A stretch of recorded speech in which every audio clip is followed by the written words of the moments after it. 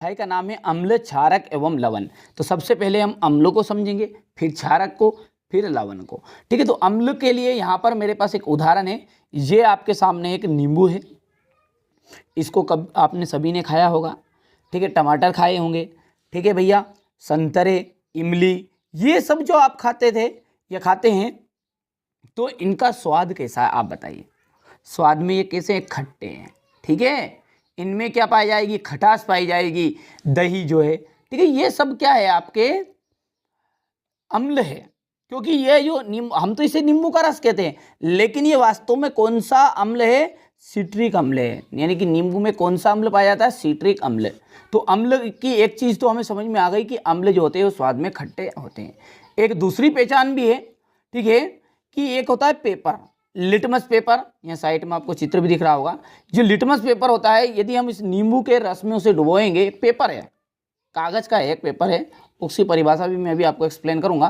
तो ये जो पेपर है, इसको नींबू के रस में यदि हम इसे डुबाएंगे तो ये नीले लिटमस को क्या कर देगा? लाल कर देगा। ठीक है, जैसा कि आप देख भी रहे हैं, नीले लिटमस को क्या किया इसने? लाल कर दिया। ठीक है, तो बस हम यहीं से इसकी परिभाषा लिख सकते हैं कि वे पदार्थ जो स्वाद में कैसे होते हैं? पहले तो खट्टे होते हैं, तथा जो नीले लिटमस पत्र को लाल कर देते हैं, उन्हें अम्ल कहा जाता है।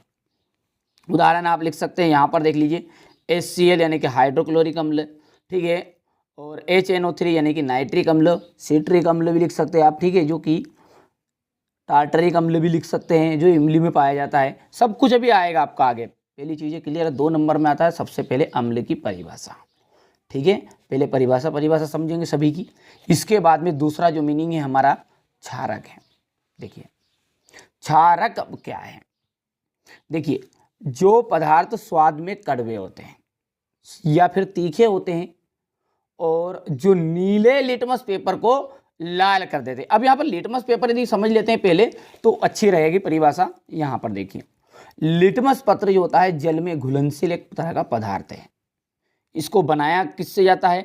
तो ये लाइकेन का एक पौधा होता ना, उससे इसे प्राप्त किया जाता है। ठीक है, जिसे थैलोफाइटा समूह के, कौन सा समूह है वो?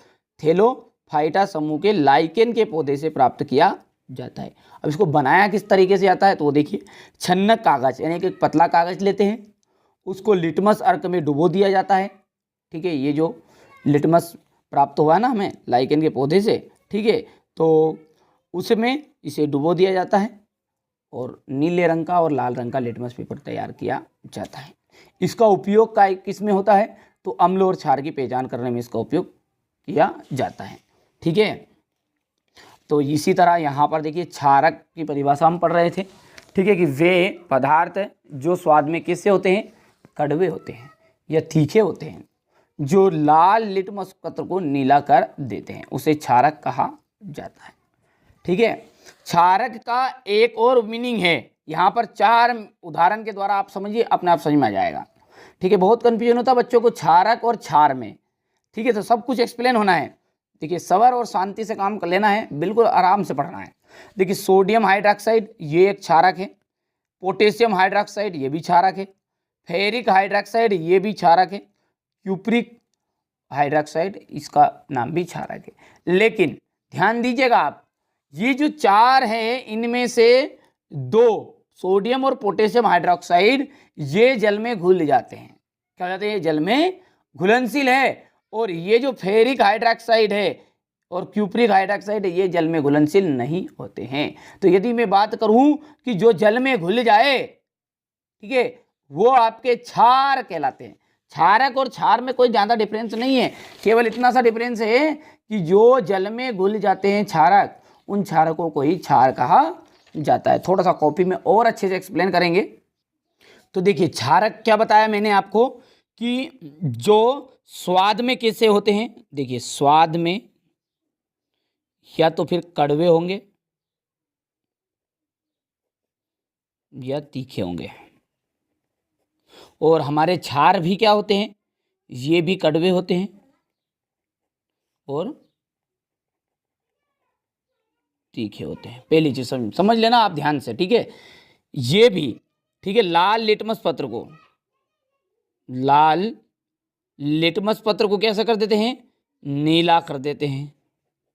ठीक है, ये भी आपके लाल लिटमस पत्र को नीला करते हैं।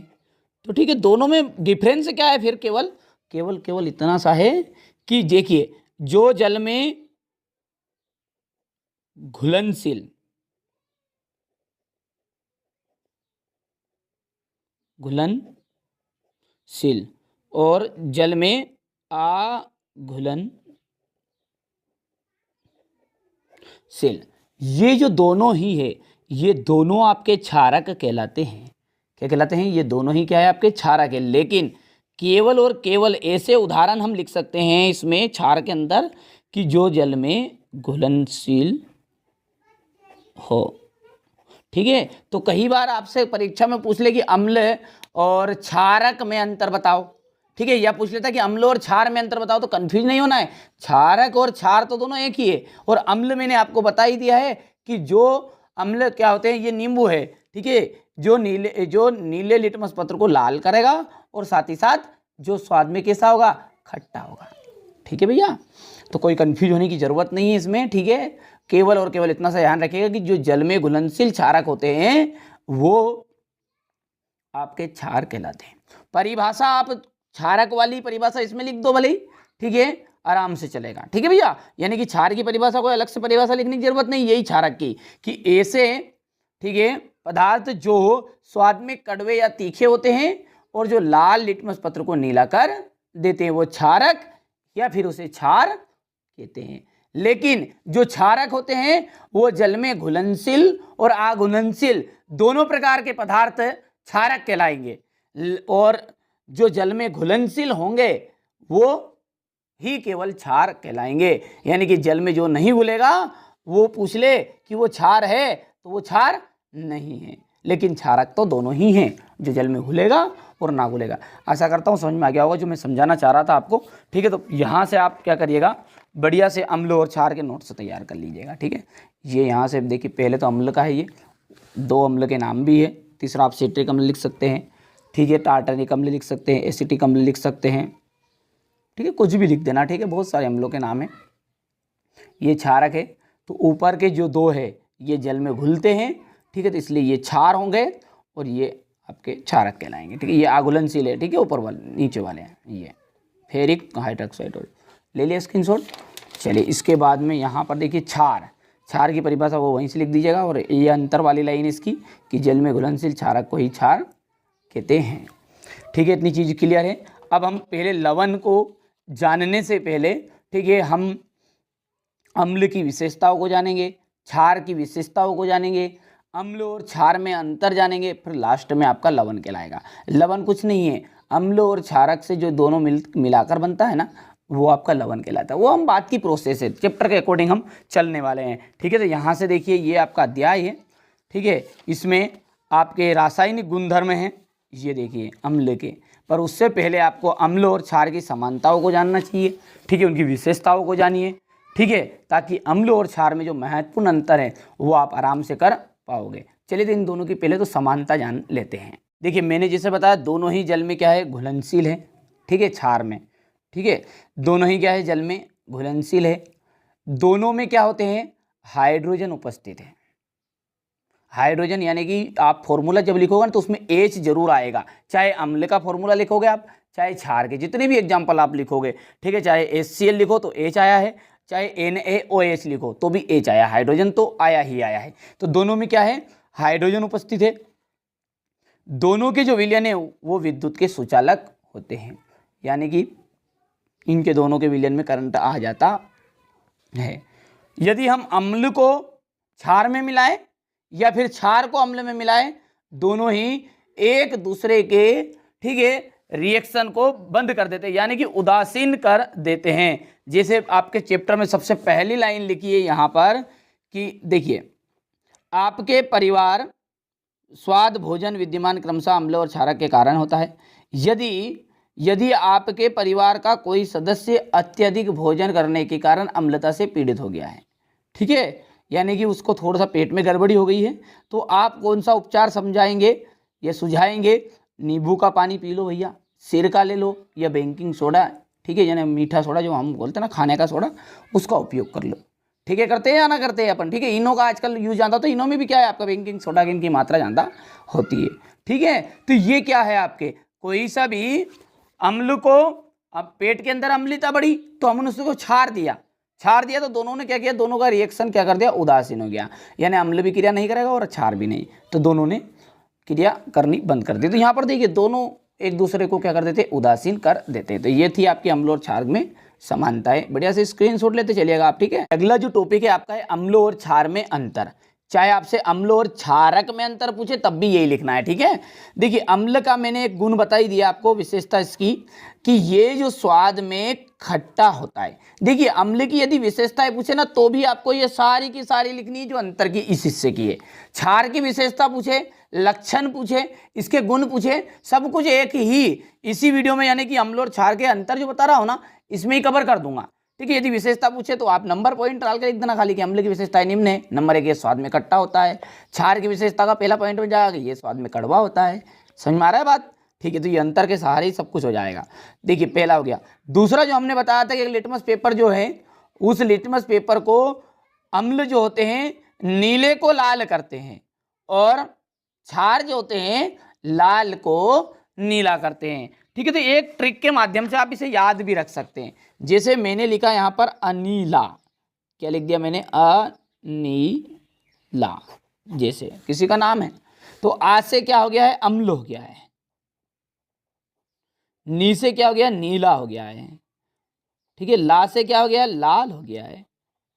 तो जो नीले से को लाल कर दे क्या है, अम्ल है। पढ़ो, समझ में आ गई बात, नहीं आई, ठीक है। तो जो अम्ल होते हैं वो नीले लिटमस पेपर को लाल कर देते हैं। तीसरा है कि इनका जो पीएच मान होता है वो कितना होता है, 7 से कम होता है। पीएच मान क्या होता है, देखिए एक तरह का पैमाना है पीएच स्केल। वो किस तरह का होता है तो वो यहाँ पर आप देखिए आपकी बुक में बताया भी गया, आगे आएगा उससे संबंधित जो परिभाषा है वो सब हम बताएंगे विषय आपको, देख लीजिए। ये आपका पीएच स्केल है, ये देखिए ये एक पैमाना विकसित किया गया है। इसमें 14 तक आपके मान रहेंगे पीएच मान, ठीक है। यदि 7 से कम है तो वो अम्ल है, 7 से अधिक हुए तो वो क्षार है। ध्यान से सुनना, 7 से कम है तो अम्ल, 7 से अधिक गया तो क्षार, और 7 ही रह गया तो वो हो जाएगा उदासीन, ना तो वो अम्ल ना क्षार, ठीक है। तो जो अम्ल है उसका पीएच मान कितना होता है, समझ गए आप कि 7 से कम होता है। क्षार का पीएच मान कितना होता है, 7 से अधिक होता है, ठीक है। अब अगला जो पॉइंट है उसको समझने के लिए 2 एग्जाम्पल के सहारे इन्हें समझते हैं। तो देखिए मैंने आपको यहाँ पर एक रिएक्शन लिखी है कि जो अम्ल है वो क्षार से क्रिया करे या क्षारक से, ठीक है। जब अम्ल क्षार से क्रिया करते हैं ना तो लवण बनाते हैं और जल बनाते हैं, ठीक है। कोई सा भी एक अम्ल का उदाहरण ले लो आप, HCl मैंने एक अम्ल लिया, ठीक है, और क्षारक या क्षार हमने बोला है NaOH, ठीक है। तो मैंने जैसे ही बता दिया कि क्या निकालेगा, ये पानी निकालेगा H2O, ठीक है। और बचा हुआ क्या है, देखिए यहाँ से H चला गया है ये, और यहाँ से OH, तो मिलकर बन गया H2O। देखिए बन गया क्या आपका, बचा हुआ क्या है, बचा हुआ है आपका एक तो Na बचा है और Cl बचा, तो यहाँ पर लवण क्या बना आपका NaCl। दूसरा एग्जाम्पल और फिर से ले लो आप, HCl फिर से एक दूसरा है, और यहाँ पर जो क्षार है वो बदल लेते हैं, अब की बार पोटेशियम हाइड्रोक्साइड लेते हैं। क्या निकलेगा बताइए, जल निकलेगा, ठीक है। और बचा हुआ क्या है KCl, ठीक है भैया। तो यहाँ से एक बात पकड़ में आई आपको कि जो अम्ल होते हैं वो क्षारों से जब क्रिया करते हैं ना तो लवण और पानी बनाते हैं। दूसरी रिएक्शन को आप इसका विपरीत लिख दो, क्षार को आगे कर दो लो, ठीक है, प्लस अम्ल, फिर भी क्या बनेगा, लवण और पानी।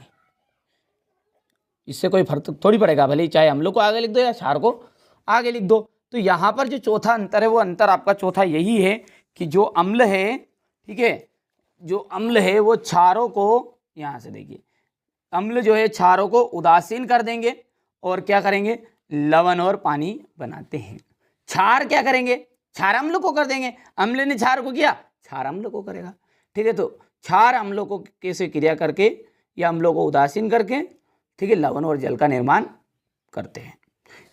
और यहाँ जल में जब घुलते हैं, अम्ल को जल में जब घोलते हैं ना, तो हाइड्रोजन धन आयन बनाते हैं। यहाँ से देखिए H धन आयन लिख सकते हैं, पूरा नहीं लिखो तो हाइड्रोनियम आयन, या फिर हम बोल सकते हैं H धन आयन।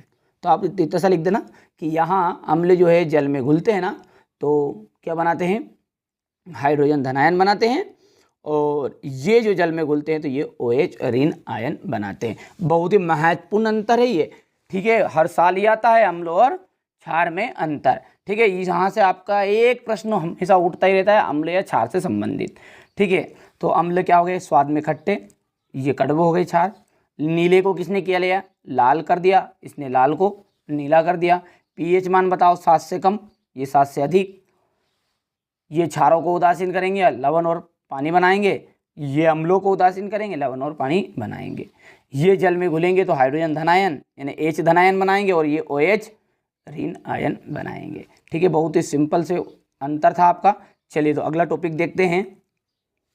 चलिए तो अगला जो आपका एक शब्द आया है, इसके आपकी जो चैप्टर 2 है, इसमें गंधीय सूचक क्या होते हैं, इनकी क्या उपयोगिता होती है। तो देखिए बहुत ही सिंपल है कि ऐसे पदार्थ जिनकी जो गंध होती है अम्ल या क्षारीय माध्यम में भिन्न भिन्न हो जाती है। मतलब उनकी जो सुगंध है वो अम्ल में अलग रहेगी और क्षार में वो अलग तरह की गंध देंगे। ऐसे पदार्थों को ही गंधीय सूचक कहा जाता है।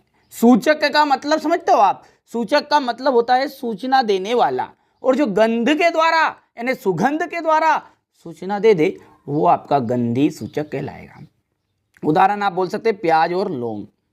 ठीक है, अब रही बात कि भैया ये क्या काम करते हैं, तो ये जो बच्चे देख नहीं पाते हैं, दृष्टिबाधित छात्र हैं, यानी कि अंधे बच्चों के लिए ये जो अम्ल और क्षार है की पहचान करने में एक महत्वपूर्ण भूमिका निभाते हैं।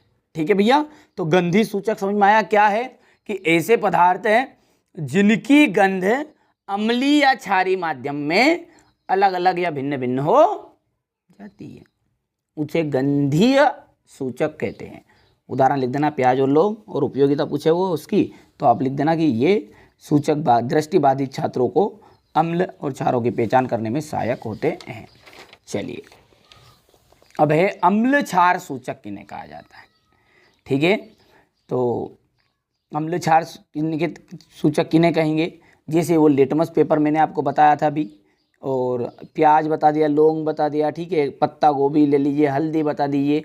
ठीक है, तो ये सब क्या है, अम्ल क्षार सूचक है, जो अम्ल के साथ मिलकर अपना रंग गंध बदल लेते हैं।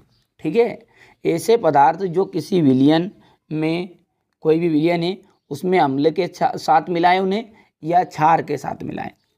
क्या बोला मैंने, कि ऐसे पदार्थ जो किसी विलयन में अम्ल या क्षार के साथ मिलते हैं, ठीक है, तो अपना रंग या फिर गंध बदल लेते हैं, उन्हें अम्ल क्षार सूचक कहा जाता है। यानी कि आप परिभाषाओं को रटिए मत, आप उनके शब्दों के अर्थों को समझिए।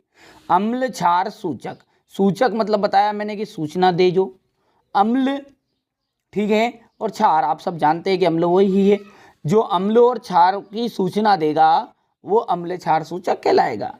ठीक है, यानी कोई भी एक विलयन है उसमें अम्ल या क्षार को मिलाया तो उसमें उस पदार्थ के कारण, ठीक है, उसने उसके अपनी गंध बदल ली और रंग बदल लिया, तो इसलिए वो कहलाया अम्ल क्षार सूचक।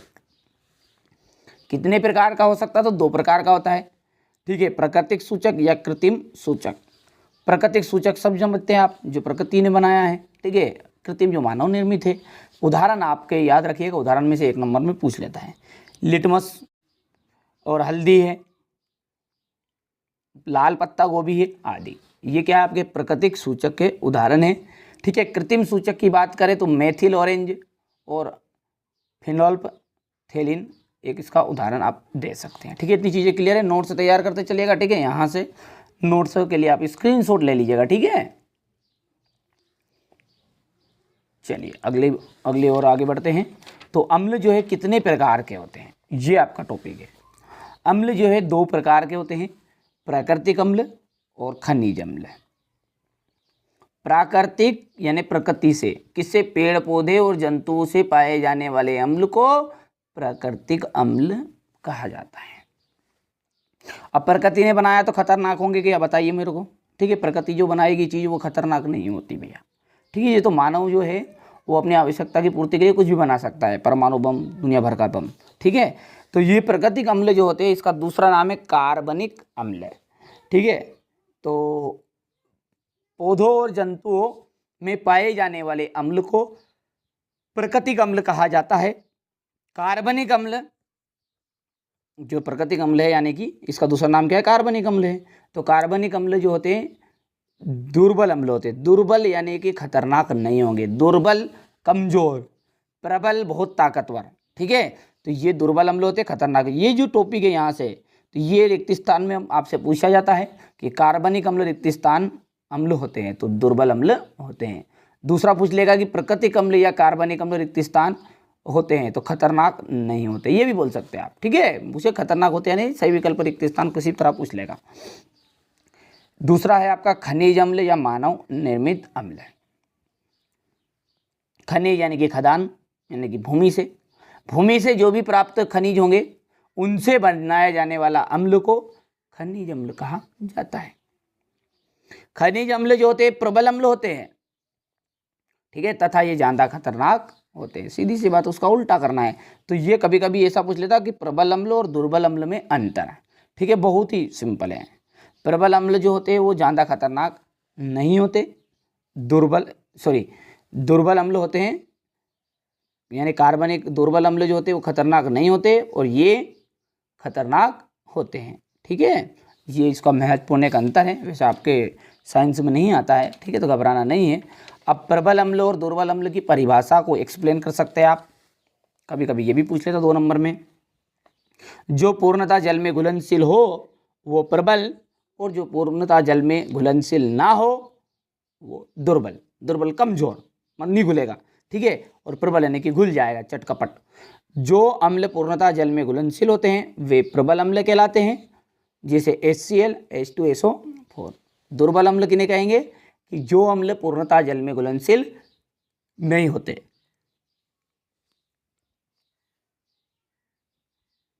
उदाहरण आप लिख सकते हैं एसिटिक अम्ल। चलिए, इसके बाद में जो प्राकृतिक अम्ल है, कुछ प्राकृतिक अम्लों के नाम और उनके स्रोत। ठीक है, बहुत ही महत्वपूर्ण है। एक ना एक नंबर का आपसे हर वर्ष पूछा जाता है जोड़ी के माध्यम से। ठीक है, चाहे रिक्त स्थान 2-3 नंबर का आते हैं, पर 1-2 नंबर तो 100% आते ही आते, बिल्कुल। ठीक है, सब कुछ समझाया जाएगा, आप बिल्कुल घबराना नहीं है। ठीक है, ये जो है आपकी जो क्रिया है ना, ये रासायनिक गुणधर्म, ठीक है, इनको भी मैं आपको अच्छे से एक्सप्लेन कराऊंगा। मेरा जो उद्देश्य है, मैं सरल चीज़ों के माध्यम से आपके दिमाग में फंसा दूंगा। ठीक है, ताकि आपको, ठीक है, कठिन ना लगे। ठीक है, आपको सरल किस तरह से ये चैप्टर लगे इसका ही प्रयास कर रहा हूँ। ठीक है, तो देखिए, संतरा या नींबू में किस तरह का अम्ल पाया जाता है, याद रखिएगा। ठीक है, 10 है ये, और 10 में से 2 या 3 नंबर आपके पक्के हैं। ठीक है, संतरा या नींबू, ठीक है, इसमें पाया जाता है सिट्रिक अम्ल। कौन सा अम्ल पाया जाता है? सिट्रिक अम्ल। सेब में पाया जाता है आपका मेलिक अम्ल। क्या पाया जाता है? मेलिक अम्ल। चलिए, तो यहाँ पर गलत लिख दिया था बच्चों ने, नोट्स उनके ऊपर तैयार करवाए हैं तो यहाँ पर गलत हो गया था। चलिए, कोई दिक्कत नहीं है। सिरका जो है, सिरका में पाया जाता है आपका एसिटिक अम्ल। कौन सा अम्ल पाया जाता है? एसिटिक अम्ल। टमाटर में पाया जाएगा आपका ऑक्जेलिक अम्ल। ठीक है, तो एक बार थोड़ा सा बोलिए मेरे साथ। संतरा या नींबू में कौन सा अम्ल पाया गया आपका? सिट्रिक अम्ल। सेब में है मेलिक। ठीक है, सिरका में आपका पाया जाएगा एसिटिक अम्ल। टमाटर में आपका पाया जाएगा ऑक्जेलिक अम्ल। ठीक है, इमली में टार्टेरिक अम्ल। याद कर लीजिए ना अच्छे से। ठीक है, दही या खट्टा दूध, यानी दूध, दही में कौन सा अम्ल पाया जाता है? लैक्टिक अम्ल पाया जाता है। जठर रस, हमारा जो शरीर में जठर रस है, ठीक है, उसमें हाइड्रोक्लोरिक अम्ल यानी HCl पाया जाता है।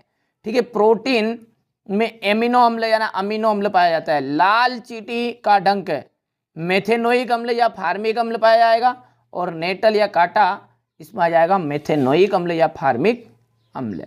ठीक है, इन दोनों में एक ही तरह का अम्ल पाए जाएंगे, लाल चींटी का डंक या नेटल का कांटा। ठीक है, इससे एक संबंधित एक प्रश्न भी आएगा कि जो प्रकृति है उदासीन के विकल्प देती है क्यों। ठीक है, घबराना नहीं है। ठीक है, तो चलिए, ये आपके प्राकृतिक रूप से पाए जाने वाले अम्ल थे और उनके स्रोत हैं।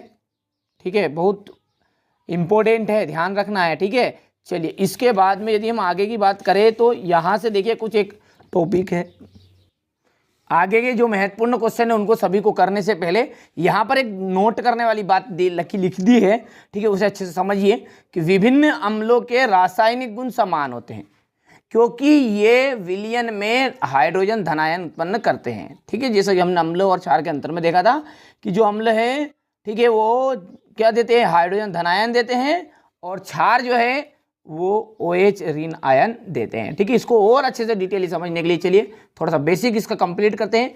इसके जरिए आपके 8 से 10 क्वेश्चन कंप्लीट होने वाले हैं। चलिए, तो यहाँ पर कुछ अम्लों के मैं उदाहरण आपको बताऊंगा। ठीक है, उसमें धनायन कौन से पाए जाएंगे और ऋणायन कौन से पाए जाएंगे। ठीक है, तो हमने पढ़ा है कि अम्ल जो है वो जल में घुलने पर हाइड्रोजन धनायन देते हैं। तो भैया यदि हम इनके धनायन और ऋणायन की बात करें तो धनायन क्या पाया जाएगा अम्ल में, H धन आयन। ठीक है, बचा हुआ क्या है, Cl है, ऋण आयन पाया जाएगा। ठीक है, इससे संबंधित बहुत सारे प्रश्न आएंगे। ठीक है, ध्यान समझिए। HCl के बाद में हम ले सकते हैं एक HNO3। यदि हम इसमें बात करें तो क्या पाया जाएगा बताइए, हाइड्रोजन धनायन, और दूसरा है आपका इसमें NO3 ऋण आयन पाया जाएगा। तीसरा एग्जाम्पल और लिख सकते हैं H2SO4। ठीक है, या तनुसल्फ्यूरिक अम्ल, इसमें भी कौन सा धनायन है, H धन आयन है। ठीक है, वो 2 धनायन वो बात की फिल्म है। ठीक है, ये आप यहाँ 2 लिख सकते हैं, और SO4 ये क्या है, इसमें ऋण आयन है। तो यहाँ पर इन 3 एग्जाम्पलों में आपने क्या नोटिस किया वो बताइए। ठीक है, कि जो भी अम्ल है, ठीक है, यदि उसके धनायन और ऋणायन की बात करें तो उसमें हाइड्रोजन धनायन देंगे। तो ठीक है, वो अम्ल की एक गुण है, जो हाइड्रोजन धनायन देगा वो अम्ल है, और जो H धनायन नहीं देगा, हाइड्रोजन मत बोलना उसको, H धनायन बोलना आप। ठीक है, बार बार H धनायन नहीं देगा वो आपका अम्ल नहीं है। ठीक है, चलिए क्षार की यदि बात करूं तो क्षार के एग्जाम्पल भी ले लेते 2। एक तो है सोडियम हाइड्रोक्साइड NaOH। इसमें कौन सा, देखिए थोड़ा सा केमिस्ट्री का है तो थोड़ा सा मामूली से टप्पड़ टापर सिंपल करने का प्रयास कर रहे हैं। ठीक है, Na धनायन पाया जाएगा इसमें, और जो बचा हुआ है वो OH ऋण आयन। कैल्शियम हाइड्रोक्साइड है Ca और OH ऋण आयन। यहाँ पर नोट करिए आप, यानी कि जो ये सारे क्षार के उदाहरण है, ठीक है, दोनों ये जो उदाहरण है इनमें आप नोटिस करिए, वो करोगे तो OH ऋण आयन है और अम्ल क्या है, H धनायन है। तो यानी कि जो भी अम्ल है वो H धनायन देगा, और आपका जो क्षार है वो OH ऋण आयन देगा। तो चलिए, इससे संबंधित जो मैंने आपको बेसिक बताया, इससे संबंधित जितने भी प्रश्न हैं उन सभी को अच्छे से हल करेंगे। अम्ल का जो जलीय विलयन है वो क्यों विद्युत का चालन करता है। ठीक है, क्योंकि अम्ल का जो जलीय विलयन है उसमें हाइड्रोजन धनायन होते हैं, H धनायन होता है, जो विद्युत का वाहक होता है। यानी कि विद्युत को वहन करने के लिए, विकरंट को सबसे ज़्यादा प्रवाह करने के लिए किसकी आवश्यकता होती है, H धन आयन की। ठीक है, तो वो जो है अम्ल के जलीय विलयन में H धनायन होते हैं जो विद्युत के वाहक होते हैं, इसलिए अम्ल का जलीय विलयन विद्युत का चालन करता है। ठीक है, इतनी चीज़ें क्लियर है। चलिए, इससे संबंधित और प्रश्न है एक और, यहाँ पर देखिए, बहुत महत्वपूर्ण प्रश्न है ये। ठीक है, HCl हाइड्रोक्लोरिक अम्ल और HNO3 आदि जलीय विलयन में अम्लीय अभिलक्षण क्यों प्रदर्शित करते हैं। ठीक है, समझ में आया, क्योंकि ये इनको घोलेंगे तो ये क्या देंगे, H धनायन देंगे। भैया समझ में आ गया होगा उत्तर ही इतनी देर में तो। ठीक है, क्या बोला है प्रश्न, HCl HNO3 आदि जलीय विलयन में अम्लीय अभिलक्षण क्यों प्रदर्शित करते हैं, जबकि जो एल्कोहल है और ग्लूकोज है जैसे यौगिक विलयनों में अम्लता का अभिलक्षण प्रदर्शित नहीं करता, क्यों। ठीक है, तो बहुत ही सिंपल है, जो करते हैं साहब अम्लता का लक्षण उनमें H धनायन होता है, जो H धनायन नहीं देते हैं वो अम्ल नहीं है। ये तो बात पहले ही बताई थी हमने। ठीक है, तो जब HCl HNO3 आदि को जल में घोलते हैं तो ये H धनायन देते हैं, इसलिए ये जलीय विलयन में अम्लीय अभिलक्षण प्रदर्शित करते हैं। ठीक है, अम्लीय अभिलक्षण प्रदर्शित करते हैं। लेकिन एल्कोहल एवं ग्लूकोज जैसे यौगिक जो नहीं करते उनका बोल दो अब, जबकि जो एल्कोहल और ग्लूकोज है ये यौगिक जल में घोलते हैं तो ये H धनायन नहीं देते, इसलिए ये अम्लता का अभिलक्षण प्रदर्शित नहीं करते। मैंने एक ही शब्द में आपसे कहा है कि जो जल में घोलने पर H धनायन दे वो आपका अम्लीय अभिलक्षण प्रदर्शित करेगा, और जो नहीं देगा वो अम्लीय अभिलक्षण प्रदर्शित नहीं करेगा। नोट्स तैयार करने के लिए आप बढ़िया से स्क्रीनशॉट ले लेना है, ठीक है, यहाँ से। ठीक है भैया, अच्छे से आप तो आराम से तैयारी करो, कोई चिंता मत करना है, ठीक है, मैं आपकी पूरी हेल्प कर रहा हूँ।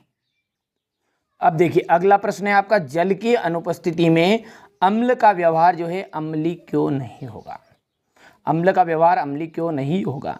तो देखिए जल की अनुपस्थिति में अम्ल, अब जब मैंने बताया था हाइड्रोजन धनायन कब देगा, जल में घुलनशील होगा तब। तो भैया जब वो H धनायन जल की अनुपस्थिति रहेगी तो H धनायन नहीं देगा, और जब H धनायन नहीं देगा तो वो अम्ल नहीं है, ठीक है। तो जल की अनुपस्थिति में अम्ल H धनायन नहीं देता, जो अम्लीय व्यवहार का एक कारक है, क्योंकि हाइड्रोजन धनायन देगा, H धनायन देगा तभी अम्ल कहलाएगा। इसलिए जल की अनुपस्थिति में अम्ल का व्यवहार अम्लीय नहीं होता है। सिंपल सा है, बढ़िया सा आप इसका स्क्रीनशॉट ले लेना है, अच्छे से तैयार कर लीजिएगा, ठीक है। चलिए इसके बाद में यहाँ से आश्रित जल विद्युत का चालक क्यों नहीं होता? आश्रित का मतलब होता है सबसे ज़्यादा शुद्ध जल, और जबकि वर्षा का जल होता है, ठीक है, यानी कि जो ज़्यादा शुद्ध जल होता है वो उसमें करंट नहीं आता है, और लेकिन जो वर्षा का पानी होता है उसमें करंट आता है, ठीक है। तो विद्युत का सुचालक होने के लिए करंट दो चीज़ों में जाएगा, ठीक है, या तो H धनायन या OH ऋणायन की आवश्यकता होती है। तो विद्युत का सुचालक होने के लिए किन की आवश्यकता होगी? H धनायन की या OH ऋणायन की। ध्यान दीजिएगा, अब जो भैया देता है मतलब उनमें ये है, और जो नहीं देता उनमें H धनायन भी नहीं है और OH ऋणायन भी नहीं है। तो चूंकि आश्रित जो जल होता है शुद्ध जल होता है, और शुद्ध जल में H धनायन या OH ऋणायन नहीं होता। अब जब नहीं होता है तो इस कारण यहाँ विद्युत का कुचालक होता है, यानी ये करंट नहीं देता। जबकि जो वर्षा का जल होता है उसमें अशुद्धियाँ पाई जाती है, ठीक है, यानी कि अम्ल पाया जाएगा और अन्य प्रकार की अशुद्धि होगी, इस कारण उसमें H धनायन और OH ऋणायन उपस्थित है। अब जब उपस्थित है तो वो सीधी सी बात है कि विद्युत का चालक है। तो यहाँ से देखिए आश्रित जल विद्युत का चालक है, क्यों नहीं है, क्यों नहीं होता है, जबकि वर्षा का जल होता है, ठीक है। यहाँ से बढ़िया से आप तो अच्छे से तैयार कर लीजिएगा, ठीक है भैया, कि मैंने जैसे ही बताया है कि जो होता है विद्युत का सुचालक उसमें H धनायन और OH ऋणायन रहेगा। तो यहाँ से बढ़िया से आप तो अच्छे से नोट से तैयार कर लेना, ठीक है। ये है, चलिए इसके बाद में अगला क्वेश्चन है आपका, हाइड्रोजन धनायन है AQ यानी विलयन अवस्था में है, इसकी सांद्रता का विलयन की प्रकृति पर क्या प्रभाव पड़ेगा? देखिए हाइड्रोजन धनायन यदि H धनायन है की उपस्थिति ही विलयन की प्रकृति सुनिश्चित करती है, ठीक है, यानी कि H धनायन ही क्या बताएगी, उस विलयन की प्रकृति को बताएगी कि वो अम्ल है या क्षार है, ठीक है। ध्यान दीजिएगा, यदि H धनायन उसमें ज़्यादा है तो वो विलयन उतना ही अधिक अम्लीय होगा, और साथ में यदि OH ऋणायन भी है और H धनायन भी, ध्यान दीजिएगा H धनायन और OH ऋणायन दोनों हैं, और यदि OH ऋणायन ज़्यादा है किसकी तुलना में, H धनायन की तुलना में, तो भैया वो होगा आपका क्षारी। तो यहाँ पर केवल H धनायन की बात कर रहे हैं, तो जितनी अधिक इसकी ज़्यादा मात्रा रहेगी, उसकी सांद्रता अधिक रहेगी, उतना ही वो विलयन अम्लीय होगा। तो यहाँ पर से आप इसको बढ़िया से कवर कर लेना है, ठीक है। चलिए इसके बाद में अगला एक प्रश्न और है, क्या क्षारकी विलयन में हाइड्रोजन धनायन यानी H धनायन है? यदि हाँ तो यहाँ क्षारी क्यों होते हैं? तो यहाँ पर देखेंगे क्षारकी विलयन में H धनायन होते हैं, पक्की बातें होते हैं, लेकिन अभी मैंने बताया था कि जब H धनायन है और OH ऋणायन भी है, यदि OH ऋणायन ज़्यादा है तो वहाँ क्षारी है, ठीक है। तो क्षारकी विलयन में H धनायन होते हैं, लेकिन इन विलयनों में H धनायन के साथ साथ OH ऋणायन भी होंगे जो H धनायन की सांद्रता से अधिक होते हैं, इसलिए ये क्षारी होते हैं, ठीक है। एक प्रश्न और इंपॉर्टेंट है आपका, ताजे दूध का pH मान 6 होता है, दही बन जाने पर इसके pH मान में क्या परिवर्तन होगा? तो देखिए दही बन जाने पर दूध का pH मान घटेगा, क्योंकि भैया जब दही बनेगा तो उसका पीएच मान अम्ल हो जाएगा, और अम्ल जो होते हैं खट्टे होते हैं, यानी कि खटास जब आएगी, ठीक है, दूध में, जिससे दूध की जो एच सांद्रता है वो बढ़ जाएगी। देखिए हाइड्रोजन की सांद्रता बढ़ती जाएगी, जितनी ज़्यादा खटास होगा दूध में उतनी उसकी हाइड्रोजन की सांद्रता बढ़ जाएगी। तो यही बात हो गई है कि दही बन जाने पर दूध का पीएच मान घट जाएगा, क्योंकि दही में अम्ल होता है, जिससे दूध में हाइड्रोजन धन आयन की सांद्रता बढ़ जाती है। बढ़िया से नोट्स तैयार करते जाइए आप तो, ठीक है। चलिए अब अगला टॉपिक है आपका वो है पीएच स्केल, ठीक है। कुछ इस तरह का स्केल है, पैमाना है, ठीक है। तो बढ़िया से इसे अच्छे से समझ लेते हैं, इससे रिलेटिव जितने भी प्रश्न है वो आप अच्छे से कवर कर पाओगे। चलिए तो शुरुआत करते हैं पीएच स्केल की। तो देखिए यदि परिभाषा की बात करो तो ये लिखिएगा आप कि किसी विलयन में उपस्थित हाइड्रोजन धनायन यानी एच धनायन की जो सांद्रता है उसको ज्ञात करने के लिए एक स्केल विकसित किया गया, ठीक है, यानी कि एक पैमाना विकसित किया गया जिसे पीएच स्केल के नाम से जाना जाता है, ठीक है। परिभाषा बहुत इंपॉर्टेंट आती है, ठीक है। किसी विलयन में उपस्थित हाइड्रोजन धनायन की जो सांद्रता है उसको ज्ञात करने के लिए एक पैमाना यानी कि स्केल विकसित किया गया जिसे पीएच स्केल कहते हैं। ये थोड़ी सी बातें इसके बारे में कि पीएच स्केल में पी के सूचक है पुषांश, जो एक जर्मन शब्द है जिसका अर्थ होता है शक्ति, ठीक है। तो यहाँ पर पैमाना जो है कोई भी जो विलयन है उसका जो ताकत है उसको नापने के लिए एक पैमाना विकसित किया गया जिसे पीएच स्केल कहते हैं, ठीक है। तो देखिए पीएच जो स्केल है उस पैमाने पर 14 तक मान होते हैं, जिसमें से ये जो 7 वाला मान है, ध्यान से देखिएगा, ये 7, ठीक है, ये आपका उदासीन है। क्या रहेगा आपका? उदासीन, ठीक है। और ये जो 0 से लगाकर 6 तक, यदि विलयन का जो मान है 0 है, 6 है, ठीक है, 5 है, चाहे 2 हो, तो ये जो मान है कहलाएगा आपका अम्लीय कहलाएगा। क्या कहलाएगा भैया? अम्लीय। तो यानी कि कोई पूछे कि कोई भी एक विलयन है जिसका पीएच मान 5 है, बताइए विलयन कैसा है, तो आप बोलोगे अम्लीय। यदि कोई विलयन का पीएच मान है, ठीक है, कि उसका जल है तो जल का पीएच मान 7 है, बताइए जल क्या है, तो आप फट से कह दोगे कि उदासीन है, ठीक है। इसके बाद में यहाँ से देखिएगा, थोड़ा सा दूसरे पेन का यूज़ कर लेते हैं, यहाँ से 8 से 14 तक, आप खुद समझदार है, बताइए 8 से 14 तक क्या रहेगा? क्षार ही रहेगा,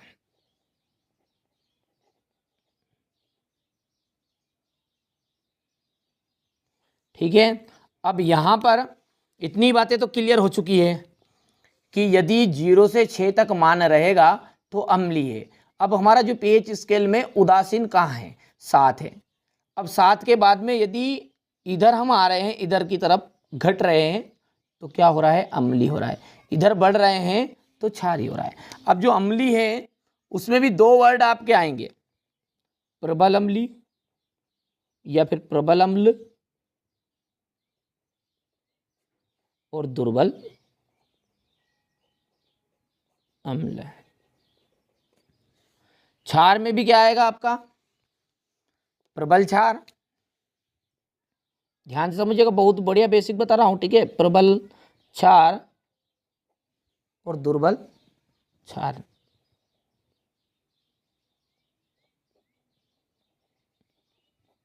अब बताइए मुझे कि जो प्रबल का मतलब होता है कम, जिसका पीएच मान क्षार तो है वो, पर वो 2 क्षार दिए, जैसे अभी एग्जांपल लिख लेते हैं, यहाँ पर 11 दिया है और एक 13 दिया है। अब इन दोनों में से कौन सा प्रबल क्षार? दोनों ही क्षार है, लेकिन कौन सा प्रबल है और कौन सा दुर्बल है, ठीक है। तो इसको समझने के लिए आपको देखिए थोड़ा सा बेसिक नॉलेज होना चाहिए। मुझे ये बताइए कि कहाँ से क्षार स्टार्ट है? 8 से। यदि 8 से मैं जाता गया तो इधर और बड़ा मान, इधर भी। तो यदि आप 8 से इस दिशा में जाओगे, ये जो दिशा है, दिशा ध्यान रखिएगा, ये जो दिशा है ये आपकी प्रबल की है। किसकी है? प्रबल की। यदि इस तरफ मान बढ़े, यानी कि 7 से जितना अधिक आप मान बढ़ाओगे उतना जो आपका क्षार है वो प्रबल होता जाएगा, ताकतवर बढ़ता जाएगा, ठीक है। लेकिन अम्ल में इसका उल्टा हो जाएगा, ठीक है।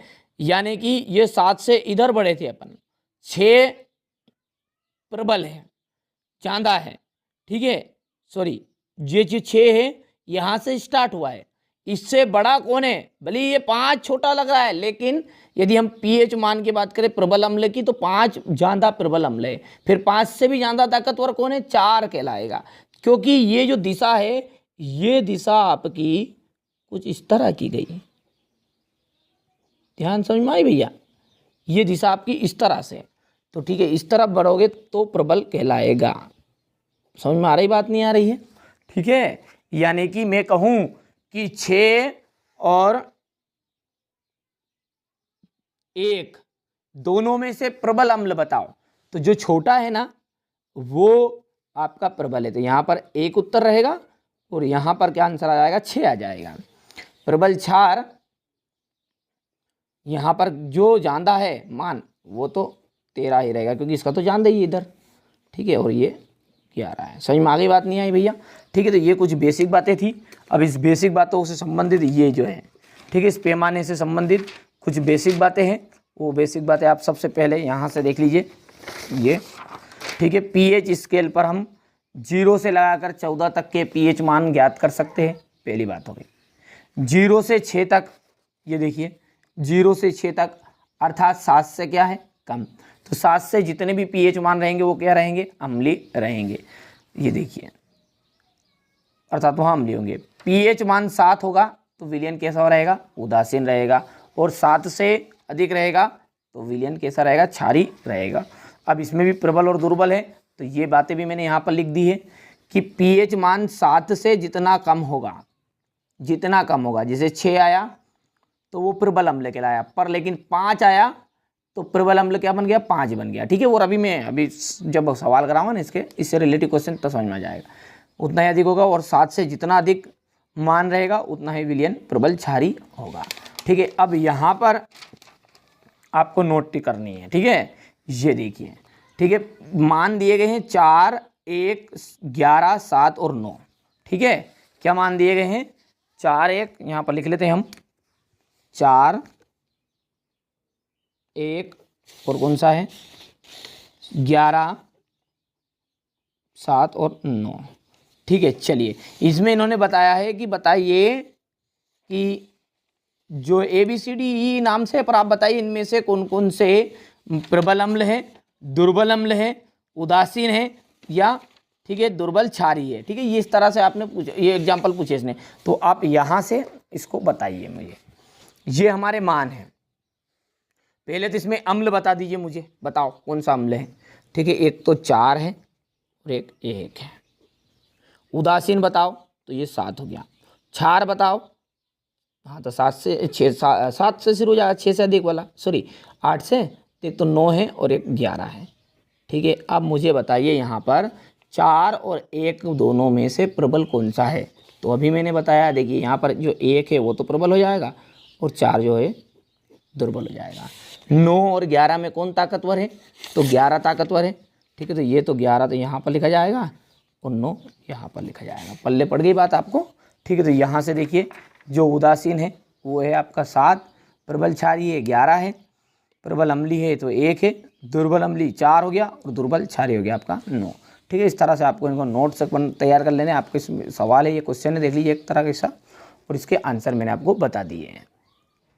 अब देखिए पीएच स्केल का जो महत्व है वो भी आपसे पूछ लेता है, तो अम्लीय वर्षा को ज्ञात करने में, अभी अम्लीय वर्षा क्या है अभी आगे मैं समझाऊंगा आपको, ठीक है, कि अम्लीय वर्षा ज्ञात करने में, मुंह का पीएच मान ज्ञात करने में, ठीक है, पाचन तंत्र में जो अमाशय है में अम्ल है यानी कि HCl है, हाइड्रोक्लोरिक अम्ल है, उसकी मात्रा ज्ञात करने में, तो ये पीएच स्केल का हमारे दैनिक जीवन में महत्व है, ठीक है। ये पूछ लेता कि हमारे दैनिक जीवन में पीएच स्केल का महत्व कौन कौन सा है, तो ये ठीक है, ये आपका टॉपिक आपके बुक में दिया भी हुआ भी है ये, ठीक है। जो खास चीज़ें वो बता रहा हूँ, पूरी जानता नहीं। अब एक अम्लीय वर्षा है तो वो अभी मैं आपको बता रहा हूँ, ठीक है।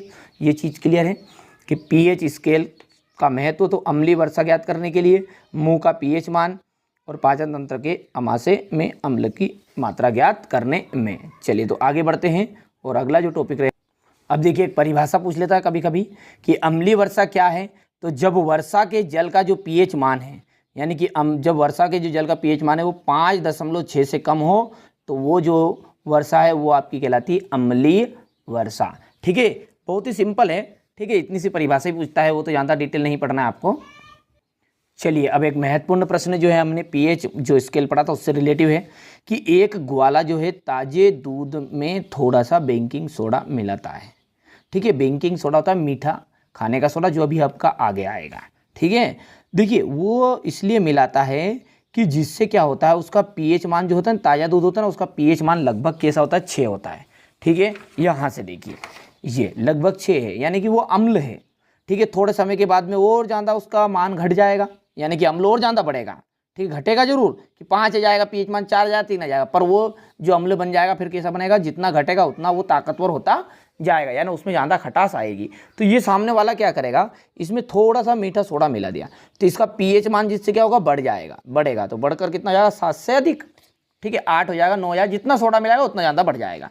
ठीक है, तो ये देखिए इसका जो ताज़ा दूध होता है उसका पीएच मान 6 होता है, और ग्वाला इसमें थोड़ा सा बेकिंग सोडा मिला लेता है, तो 6 से बढ़ के कितना हो गया, 7 से अधिक। अब ये जो दूध है 7 से अधिक हुआ, तो आप बताइए मेरे को कि ये क्षारी हो गया। अब क्षारी हो गया, दूध को दही बनने के लिए उसका पीएच मान किससे कम होना चाहिए, 7 से कम। अब इस सामने वाले ने इसमें मिला दिया तो इसका तो 7 से ज़्यादा हो गया, तो वापस जो उतरने में समय जो है ज़्यादा लगता है, इसलिए ठीक है वो जो दूध है वो ख़राब नहीं होता लंबे समय तक, लंबा समय तो नहीं है, एक दिन में जब भी ख़राब हो जाए, लेकिन थोड़ा घंटे 4 घंटे के उसमें तसल्ली तो हो गई। ठीक है, तो इसलिए यहाँ क्षारी होने के कारण ये लंबे समय तक खराब नहीं हो पाता, अर्थात दही नहीं बनता है। बहुत महत्वपूर्ण चीज़ है। ठीक है, ये समझिएगा, सिंपल प्रश्न है। देखिए ये चैप्टर जो है बहुत क्वेश्चन आंसर इसमें छोटे छोटे क्वेश्चन जानता पूछेंगे कि ताज़ा दूध जो है उसका पीएच मान ठीक है 6 होता है, और ग्वाला इसमें थोड़ा सा बेकिंग सोडा मिलाता है, तो जिससे इसका पीएच मान 7 से अधिक हो जाएगा, और यहाँ दूध खराब होने से बच जाएगा। तो ये प्रश्न आपका इस तरह से है। इसमें 2 प्रश्न है, ए और बी। अब बी में क्या है, इस दूध को दही बन जाने में अधिक समय क्यों लगा। सिंपल सी बात है कि जब बेकिंग सोडा का जो मिला हुआ दूध है उसका जो पीएच मान है, जो हमारा गाय या भैंस के पास से दूध निकाला हुआ था उसके पीएच मान से ज़्यादा हुआ, यानी कि मैं तो सीधी सी बात कहूँ कि उसका जो 6 पीएच मान था ताजे दूध का, और उसका जो पीएच मान हो गया वो 7 से ज़्यादा हो गया। तो यहाँ पर देखिए जब उसमें बेकिंग सोडा मिला हुआ दूध, अर्थात उसका पीएच मान किससे अधिक हो गया, 7 से अधिक हो गया। और ठीक है, और जो कि जो साधारण दूध है उसके पीएच मान से ज़्यादा होता है। ठीक है, तो इसलिए दूध को दही बनने में कम समय लगता है, क्योंकि दही बनने के लिए जो दूध को का पीएच मान होता है वो 7 से कम होना चाहिए। ठीक है, तो बेकिंग सोडा मिला दिया उसने, तो थोड़ा सा पढ़ लेना आप, जिसमें आप कवर कर पाओगे। ठीक है भैया, तो ये मैंने यहाँ से बता दिया, क्वेश्चन कर लिया। इसके बाद में ये स्क्रीनशॉट लेना है आपको, ले लिया, बढ़िया से आप तो नोट से तैयार करो, चिंता मत करो किसी बात की भी। ठीक है, चलिए अब अगला क्वेश्चन है आपको कि अम्ल को तनुकृत करते समय ठीक है यहाँ क्यों अनुशंसित किया लेते हैं, यानी कि ये अपने मन में अच्छे से क्यों बिठा लेते हैं कि अम्ल को जल में मिलाना है, ना कि जल को अम्ल में। देखिए ये प्रश्न जो है, इसका प्रश्न का अर्थ क्या है पहले वो समझिए। ये ऐसा बोल रहा है कि जैसे ये नींबू है, अब नींबू में अम्ल है, जैसे इसका मैंने पूरा नींबू 5-10 नींबू ले लिए, 5-10 नींबू लिए, तो एक मेरे पास गिलास भर के एक क्या हो गया, अम्ल निकल गया, इसका रस निकल गया। मान के चलिए कितना हो गया, 1 गिलास। ध्यान से समझिएगा बात को, पूरा क्वेश्चन का आंसर समझ में आ जाएगा। 1 गिलास मेरे पास हो गया है नींबू का रस, प्योर है। ठीक है, इसमें से निकाल लिया मैंने, बहुत सारे नींबू ले लिए 5-10। अब उसमें मैं मान के चलूँ 2 बूंद 3 बूंद पानी डालूंगा ना, तो वो मेरे लिए खतरनाक रहेगा। क्यों, क्योंकि ये जो है इसमें बहुत ज़्यादा, जैसे पानी डालूंगा तो बहुत उष्मा उत्पन्न होगी। ठीक है, तो ये यही बोल रहा है कि साहब आपको 1 गिलास नींबू के रस में, यानी कि अम्ल है वो भी, नींबू के रस में आपको 1-2 बूंद पानी की नहीं डालनी है। फिर क्या करना है कि आपको 1 गिलास पानी लेना है और उसमें 2-4 बूंद नींबू की डालनी है। इस चीज का ध्यान रखना है। ठीक है भैया, तो इस चीज का ये बता रहा है कि जो अम्ल का तनुकरण करना एक अत्यंत उष्माक्षेपी अभिक्रिया है। उष्माक्षेपी यानी कि इसमें उष्मा उत्पन्न होगी। यदि हम अम्ल को जल में विक्षेपित कर देते हैं, ठीक है, विक्षेपित यानी डालते हैं अम्ल को, ठीक है भैया, तो उसमें उष्मा उत्पन्न होती है। लेकिन वो गिलास भर के पानी है, यानी कि जल है हमारे पास, और 2-4 बूंद नींबू का रस है, तो भैया वो जो उष्मा है, उसकी जो ताकत है, वो पानी ठंडा कर देगा। लेकिन 1 गिलास भर के, ठीक है, यदि नींबू का रस है और उसमें 1-2 बूंद करोगे तो वो उष्मा देगा और आपके हाथों में इनमें फफोले पाड़ देगा। भाई यही है इसका सार। ठीक है, तो हमेशा ये करना चाहिए कि हमको नींबू के रस को, भले वो 1 गिलास नींबू का रस हो ना 1 गिलास जल हो, लेकिन क्या करना है, पानी के अंदर थोड़ा थोड़ा करके नींबू के रस को डालना है। यदि 1 गिलास भर के नींबू का रस रखा हुआ है और उसमें आप बूंद करके पानी डालोगे तो वो तो क्रिया करेगा से, क्योंकि वहाँ जानता रस है। ठीक है, तो वो आपके फफोले पाड़ देगा हाथ में, उष्टेगा, मतलब आपको जला देगा। जैसे आप सब समझदार है कि जैसे कढ़ाई, बिल्कुल जलती हुई कढ़ाई, तेल से पूरी जो निकाल रहा है, ठीक है, हलवाई हमारा, तो वो हलवाई यदि गलती से कोई 1-2 बूंद पानी की टिपका डाल दे तो कैसा बिल्कुल तेल हम जला देता ना, फफोले पड़ देता, उसी तरह ये कर देगा भैया। ठीक है, इसलिए हमेशा ध्यान ये रखना है कि भैया पानी नीचे होना चाहिए और उसके ऊपर से थोड़ा थोड़ा करके हमें अम्ल डालना है। अम्ल कोई सा हो सकता है, नींबू का रस नहीं, अम्ल कोई सा भी है। ठीक है, तो ये अम्ल का तनुकरण करते समय इस बात का ध्यान रखना है। तो अम्ल का तनुकरण एक अत्यंत उष्माक्षेपीय विक्रिया है, इसमें अधिक मात्रा में उष्मा उत्पन्न होती है। यदि हम अम्ल को जल में विक्षेपित कर देते हैं तो उष्मा उत्पन्न होती है और वहाँ जल के द्वारा शोषित कर ली जाती है। इसलिए अम्ल को तनुकृत करते समय हमेशा जल को ही इसे जल में मिलाना चाहिए, यानी कि जल के ऊपर ढोलना चाहिए। ठीक है भैया, चलिए इसके बाद में आपका एक क्वेश्चन और है जो ये यहाँ पर है कि प्रकृति जो है हमारा उदासीन के विकल्प देती है। उदासीन का मतलब ये है कि अम्ल और क्षार दोनों को क्रिया करोगे तो उदासीन होगा, तो प्रकृति भी खुद देती है। देखिए एक पेटल पौधा होता है नेटल का, ठीक है, कहाँ होता है, नेटल का, और एक ही पौधा वहीं पर होता है साग का। ठीक है, तो जो नेटल का पौधा होता है ना, ये कांटेनुमा होता है, जंगल में पाया जाता है। ठीक है, इसके बाल है और बाल में मेथेनोइक अम्ल होता है। चींटी के डंक में भी मेथेनोइक अम्ल होता है। अब जैसे चींटी काट लेती ना तो कैसे बिल्कुल अगन पड़ती है शरीर में, उसी तरह ये जो पौधा है ना, इसका कांटा यदि आपको चुभा तो बिल्कुल उसी तरह जलन पड़ेगी जैसे किसी चींटी ने काट लिया हो।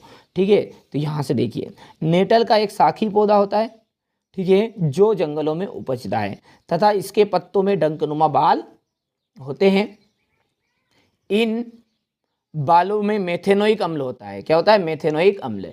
यदि हम इसे गलती से छू लेना, ठीक है, इसे हम गलती से छू ले तो डंक जैसा दर्द होता है।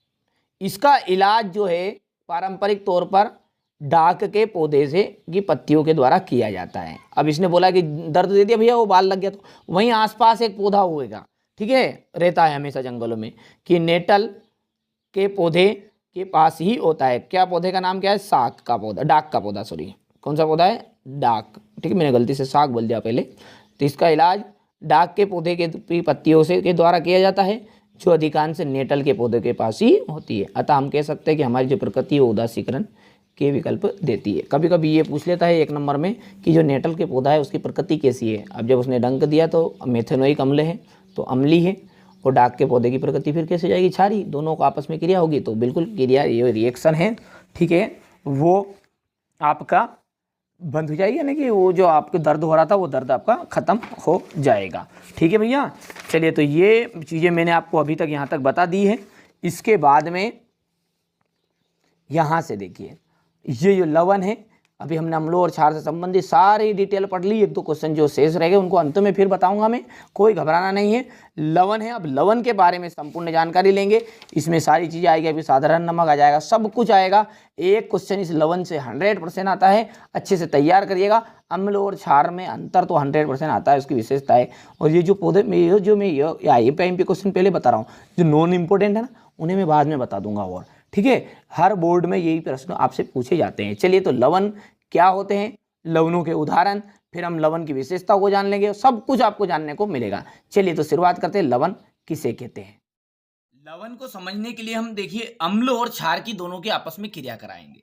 ठीक है, तो अम्ल और क्षार की जब आपस में क्रिया होती है ना, ठीक है, तो लवण और जल का निर्माण होता है। ठीक है, किसका निर्माण होता है, लवण और जल का निर्माण होता है।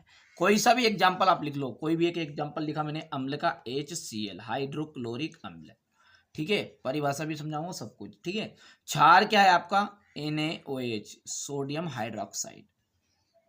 तो क्या निकलेगा, जल, जल यानी कि H2O।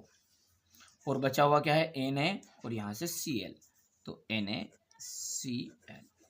एक और रिएक्शन लिख लेते हैं। यहाँ पर जो देखिए ये तो जल हो गया और ये लवण है, ठीक है। तो NaCl क्या है, एक लवण है, इसका नाम क्या है, सोडियम क्लोराइड।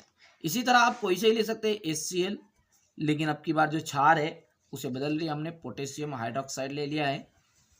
फिर से निकलेगा क्या हमारा, जल, और बचा क्या है, KCl, ठीक है। तो यहाँ पर ये दोनों क्या है, लवण के उदाहरण है। तो लवण वास्तव में है क्या, जब कोई भी हम अम्ल या हम क्षारक बोल सकते हैं या क्षार बोल सकते हैं, ठीक है। क्षारक कहना बेस्ट रहेगा क्योंकि जल में घुलनशील रहेंगे, वो क्षार है। कभी कभी जल में अघुलनशील भी रहेंगे, तो आप बोलिएगा क्षारक, आप तो ठीक है, कोई भी बोल सकते हो, कोई दिक्कत नहीं, क्षार या क्षारक। जब अम्ल की क्षारक से क्रिया कराई जाती है, ठीक है, जब अम्ल और क्षारक की दोनों की आपस में क्रिया कराई जाती है, तो एक हमें क्या प्राप्त होता है, ठोस प्राप्त होता है, आयनिक ठोस प्राप्त होता है। क्या प्राप्त होता है, आयनिक ठोस प्राप्त होता है, उसे कहते हैं लवण, ठीक है। तो ये लवण की परिभाषा है, ठीक है, कि जब किसी, यहां से देख लीजिए आप, नोट्स में तैयार कर लिए हैं ये, जब किसी अम्ल तथा क्षारक के आपस में क्रिया कराते हैं, ठीक है, तो आपस में क्रिया कराते हैं तो प्राप्त आयनिक ठोस को लवण कहते हैं, ठीक है। प्रमुख लवण के नाम पूछ रहे थे, कभी कभी 4 प्रमुख लवणों के नाम बताए, तो पहला तो यही देख लीजिए, सोडियम क्लोराइड NaCl, ठीक है, sodium sulphate Na2SO4, sodium carbonate Na2CO3 इसका सूत्र है, कैल्शियम सल्फेट CaSO4, और सोडियम नाइट्रेट हो गया आपका NaNO3। तो ये मैंने आपको लवण की परिभाषा समझाई, और प्रमुख 4, यहाँ पर 5 लवण है, कभी कभी 4 लवणों के नाम पूछ लेता आपसे, ठीक है। अब हमारी जो बुक है उसमें ध्यान से देखिए, यहाँ पर कुछ आपके लवणों के उदाहरण दिए हैं, ठीक है। यहाँ से ये लवण संबंधित यहाँ तक हो चुका था, ये लवणों का pH मान, और यहाँ से सबसे पहला है हमारा साधारण नमक में रसायन। यहाँ से हम बिल्कुल इसको तरीके से समझेंगे। चलिए तो शुरुआत करते हैं। सबसे पहला जो लवण है सोडियम क्लोराइड, इसे समझते हैं। देख लीजिए, सोडियम जो क्लोराइड है, इसका जो दूसरा नाम है जिसे हम जानते हैं वो है हमारा साधारण नमक। क्या है, साधारण नमक।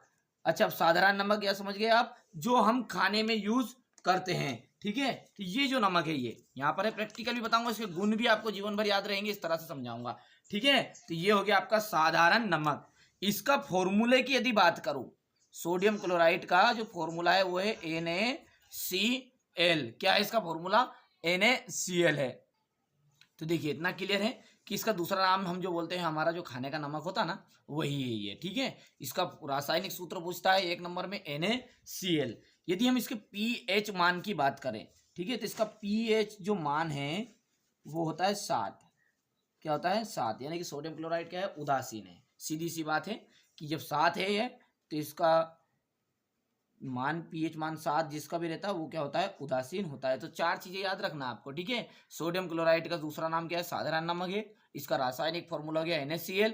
इसका pH मान हो गया 7, और ये किस प्रकृति का है, तो उदासीन प्रकृति का है। अब उदासीन कब होता है वो आपसे पूछता हूं, तो जब कोई भी अम्ल क्षार से क्रिया करता है, ठीक है, क्योंकि एक अभिक्रिया आएगी आपकी उदासीनीकरण। जब अम्ल जो होता है वो क्षार से क्रिया करता है, तो कौन सी अभिक्रिया होती है, उदासीनीकरण। क्या करते हैं ये दोनों, एक दूसरे को क्या कर देते हैं, उदासीन। तो वो उदासीनीकरण वो एक प्रश्न अलग है, उसको हम जब आगे आएगा तब पढ़ेंगे, ठीक है। लेकिन हमारा जो सोडियम क्लोराइड है, अब इसको बनाया कैसे जाता है आगे बात करते हैं। तो देखिए, जब HCl यानी हाइड्रोक्लोरिक अम्ल, ये सूत्र लिख देना कभी बनाने की विधि में आए तो, ठीक है, हाइड्रोक्लोरिक अम्ल, और यहाँ पर क्षार ले लेते हैं सोडियम हाइड्रोक्साइड, ठीक है। तो यहाँ पर जल निकलता है जैसा कि आप सब जानते भी हैं, और लवण बनता है। लवण कौन सा है, NaCl। यही क्या है आपका वास्तव में सोडियम क्लोराइड है। तो इसको बनाया कैसे जाता है, ये इसका केमिकल रिएक्शन हो गई। यदि हम बात करें तो इसको साधारण नमक जो है वो समुद्र की अशुद्धियों को हटाकर बनाया जाता है। आप सब समझते हैं, समुद्र में खारापन होता है, उसको हटा दिया जाए, पानी को हटा दिया जाता है, और बचे जो बच जाता है, जो कौन रहता है, NaCl रहता है। अब इसके जो गुण हैं, ठीक है, इसके गुण को हम थोड़ा सा प्रैक्टिकली समझते हैं। यहाँ पर मैंने ले लिया है पानी, ठीक है, और पानी में हम डालते हैं ये हमारा जो साधारण नमक है, ये देखिए, ठीक है। तो ये जो नमक है, पहला गुण यही है कि ये कैसा है, आपको समझ में आ रहा है कैसा है, सफ़ेद है, काला है, कैसा है। तो पहला गुण यही है कि ये कैसा होता है, सफ़ेद होता है, ठीक है। साथ में ये ठोस अवस्था में है या द्रव अवस्था में, किस अवस्था में है, तो ठीक है ये ठोस है, देख लीजिए, भले बारीक है, जिसके बाद में भी दाने हैं, देख लीजिए, ठीक है, दिख रहा है आपको, थोड़ा सा और आगे कर लेता हूँ, ये देखिए दाने, ठीक है भैया। तो दो गुण हो गए, पहला क्या गुण है, सफ़ेद है, दूसरा ये ठोस है। इसका जो गलनांक होता है, ठीक है, ये गलनांक उच्च होता है, और हम जैसे इसको पानी में डालते हैं, जब समझ में आएगा आपको, जैसे ही मैंने इसको पानी में डाला, ये देखिए डाल दिया, अब जैसे पानी में डाला और थोड़ा सा मैंने इसको ऐसा किया, ठीक है भैया। तो ये क्या हो गया बताइए फटाफट, जल में घुलनशील हो गया, जल्दी हुआ शक्कर के मुकाबले की देर से हुआ, ठीक है। तो आप बताओगे कि ये बहुत जल्दी घुल गया, ठीक है भैया। अब ये क्या होता है, आजकल के जो नमक है ना, इनमें थोड़ी बहुत अशुद्धियाँ होती है, ठीक है। ये देखिए थोड़ी देर से घुल रहा है, नहीं तो बहुत जल्दी घुलता है नमक, ठीक है भैया। ये चीज़ें क्लियर हैं। तो क्या क्या मैंने बताया आपको वो देखते हैं, ठीक है। क्या बताया है, पहली चीज़ कि ये जो नमक है हमारा सफ़ेद है, देख लीजिए। इसके गुण की बात करें तो ये सोडियम क्लोराइड साधारण नमक सफ़ेद होता है, ठोस अवस्था में पाया जाता है, गलनांक इसका उच्च होता है, और ये बहुत ही जल्दी घुल जाता है, ठीक है भैया। ये यहाँ पर इसके बारे में जो जानकारी मैंने आपको दी, सोडियम क्लोराइड, ये इसको साधारण नमक भी कहते हैं, इसका सूत्र ये है भैया NaCl, ठीक है। इसके बाद में इसका pH मान 7 होता है। ये सारी चीज़ें आपको मैंने बता ही दी। ये नमक बनाने की विधि हो गई है, ये इसके गुण हैं। अब यदि हम इसके उपयोगिता की बात करें, उपयोगिता यानी कि उपयोग, सब जानते हैं, भोजन में इसका उपयोग क्या था, नमक के बिना काम ही नहीं चलता, वो भोजन ही स्वादिष्ट नहीं होता जिसमें नमक नहीं मिलाते हैं, ठीक है, चाहे वो सब्जी हो या रोटी हो, कोई किसी भी खाद्य परीक्षण में, जैसे अचार बनाने में, दुनिया भर के जो चिप्स पापड़ बनाने, सब में A to Z वो तो क्या किया जाता है, नमक का उपयोग किया जाता है। व्यंजक चूर्ण बनाने में भी इसका उपयोग किया जाता है। तो ये चीज़ें हो गई आपकी सोडियम क्लोराइड को बनाने के उपयोग, ठीक है। चलिए, तो बेकिंग सोडा जो है, बेकिंग सोडा उसको अच्छे समझते हैं। देखिए इसका जो साधारण नाम है वो तो बेकिंग सोडा है, एक और हम सिंपल लैंग्वेज में कहते हैं हमारी, जो कहते हैं हम खाने का सोडा, खाने का सोडा। अब ये खाने का सोडा मतलब जब हमारा पेट फूल जाता है ना, तो हम जो सोडे का यूज़ करते हैं, ये यहाँ पर है, ठीक है। इसको समझने के लिए मैंने यहाँ पर देखते हैं, थोड़ा सा खोल लेते हैं, ये ठीक है भैया। ये जो सोडा है ना, ये हम यूज़ करते हैं, इसको हम कहते हैं मीठा सोडा। क्या कहते हैं, मीठा सोडा, ठीक है भैया। जो हम इनो पीते कि नहीं पीते, कभी कभी पेट फूल जाता है तो, ठीक है, तो वही यही है, ठीक है। इसमें मीठा सोडा कहते हैं हमारी साधारण लैंग्वेज में, उसको हम प्रैक्टिकली भी देखेंगे, अभी इसके गुण नहीं सब, ठीक है। मीठा सोडा नाम है इसका, ठीक है। अब यदि हम विज्ञान की लैंग्वेज में समझाने कि इसका रासायनिक नाम समझेंगे, ठीक है, तो इसका रासायनिक नाम ध्यान समझिएगा,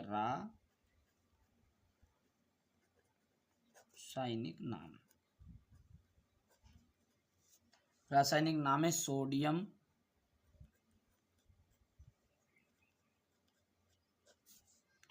हाइड्रोजन कार्बोनेट,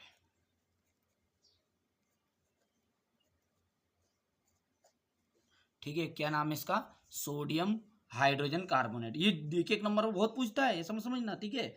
रासायनिक सूत्र की यदि बात करें हम इसके फॉर्मूले की, तो फॉर्मूला रहेगा आपका NaHCO3, ठीक है। इतनी चीज़ें क्या बताया मैंने, मेन चीज़ याद रखना, बेकिंग सोडा की, खाने का सोडा कहते हैं, इसे मीठा सोडा के नाम से जाना जाता है। रासायनिक नाम इसका सोडियम हाइड्रोजन कार्बोनेट है। फॉर्मूला इसका है NaH, ठीक है, और CO3। देखिए Na से सोडियम हो गया, H से हाइड्रोजन हो गया, और कार्बोनेट का फॉर्मूला है CO3, ठीक है। अब दूसरी जो बात आती है इसकी बनाने की विधि, ठीक है। इसके गुण बिल्कुल प्रैक्टिकली बताऊंगा मैं। पहले बनाने की विधि है, इसको दो विधियों से बनाया जा सकता है। एक तो है सोडियम क्लोराइड से NaCl, और दूसरी जो विधि है उसमें यूज करेंगे हम सोडियम कार्बोनेट का Na2CO3। दो तरीके हैं, ठीक है। तो ये कभी कभी आपसे एग्जाम में ऐसा पूछ लेता है बेकिंग सोडे को सोडियम क्लोराइड के द्वारा कैसे प्राप्त करोगे, ठीक है। तो ये NaCl से प्राप्त करना है। कभी कभी पूछ लेता है कि सोडियम क्लोराइड को बेकिंग सोडे को यानी कि सोडियम हाइड्रोजन कार्बोनेट को यहां पर आप सोडियम कार्बोनेट से प्राप्त करो, ठीक है। तो ये है आपका सोडियम क्लोराइड से और ये सोडियम कार्बोनेट से। चलिए देखिए सीरियल बाय सीरियल समझते हैं। जब सोडियम क्लोराइड में हम जल मिलाएंगे, थोड़ा सा याद करना है, थोड़ा केमिस्ट्री है, थोड़ा सा जल मिलाएंगे, साथ में कार्बन डाइऑक्साइड गैस को प्रभावित करेंगे और साथ ही साथ अमोनिया का यूज करेंगे, ठीक है। 3-4 चीजें हैं, ठीक है। सोडियम क्लोराइड है, उसमें जल और कार्बन डाइऑक्साइड का प्रभाव करना है, ठीक है, और अमोनिया के साथ इसकी फिर क्रिया करानी है, ठीक है। यह है अमोनिया।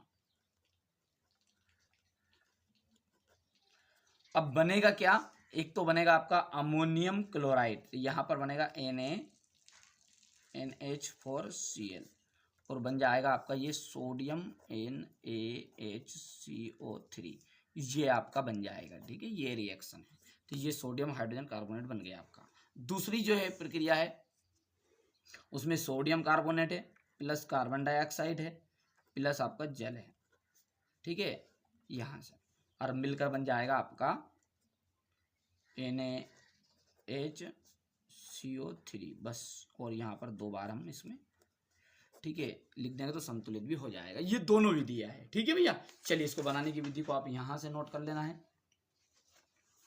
ये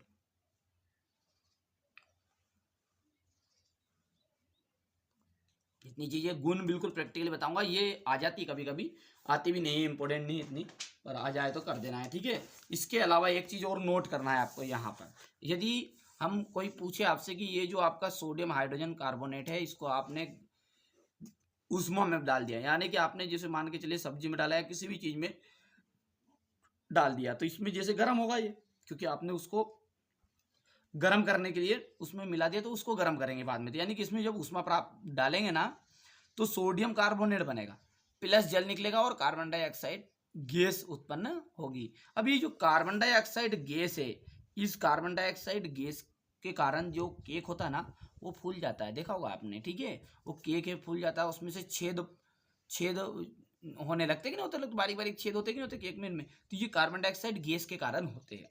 तो यहाँ पर एक गुण जब पढ़ेंगे उसमें भी आएगा ये कि जब हम सोडियम हाइड्रॉक्स जो हम बेकिंग सोडा है उसको गर्म करते हैं तो कार्बन डाइऑक्साइड गैस निकलती है। समझ में आ जाएगा बात, क्यों निकलती है, क्योंकि उसको गर्म करते हैं तो वो केक या कोई भी चीज़ देखा होगा आपने, ठीक है, तो वो फूलने लगता है, और वो फूल किसकी वजह से, कार्बन डाइऑक्साइड गैस की वजह से, और कार्बन डाइऑक्साइड गैस बाहर निकलती है तो उसमें बारीक बारीक बारीक छेद हो जाते हैं, ठीक है भैया।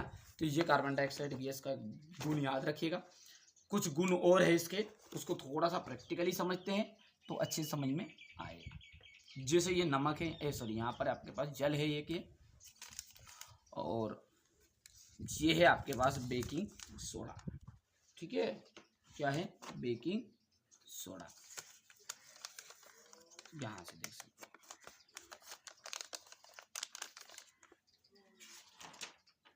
ठीक है भैया। ये देखिए आप यहाँ पर है इसका बेकिंग सोडा है ये।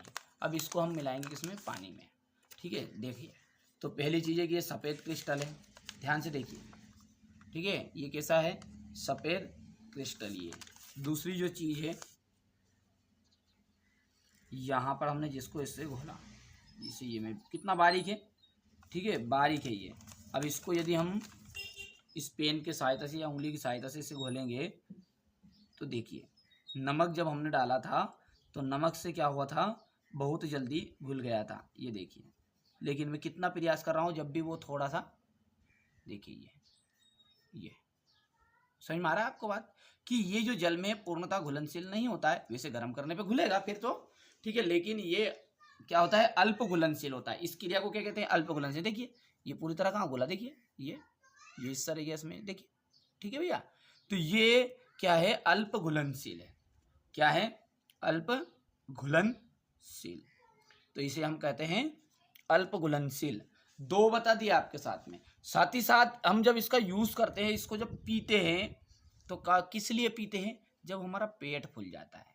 ठीक है, पीते हैं ना, पीते पेट फूल जाता है जब, तो क्यों पीते हैं, क्योंकि हमारे पेट में अम्लता बढ़ गई, और हम जब अम्लता बढ़ जाती है तो उसके लिए हम क्षारी कोई भी माध्यम का यूज करते हैं, क्योंकि अम्ल और क्षार आपस में क्रिया करते हैं तो एक दूसरे को क्या करते हैं, उदासीन कर देते हैं, यानी कि जो पेट फूलने वाली रिएक्शन हुई वो उसको उसकी गैस को वापस बाहर निकाल देता है। कौन, ये।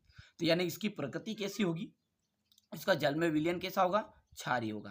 ध्यान से समझ में आ रहा है। 3 वर्ड मैंने बताए हैं, ध्यान से समझिए आप तो, ठीक है, बिल्कुल आराम से समझिएगा यार भैया। ठीक है, ये समझाया मैंने कि ये तो ये सफेद क्रिस्टल होता है, सफेद क्रिस्टल होता है। दूसरा क्या बताया, ये जल में अल्प घुलनशील है। तीसरा है इसका जल में विलयन क्षारी होता है। चौथा पॉइंट क्या बनेगा कि इसको गर्म करते हैं, याद करिए अभी बताया था मैंने, इसको गर्म करने पर CO2 गैस निकलती है।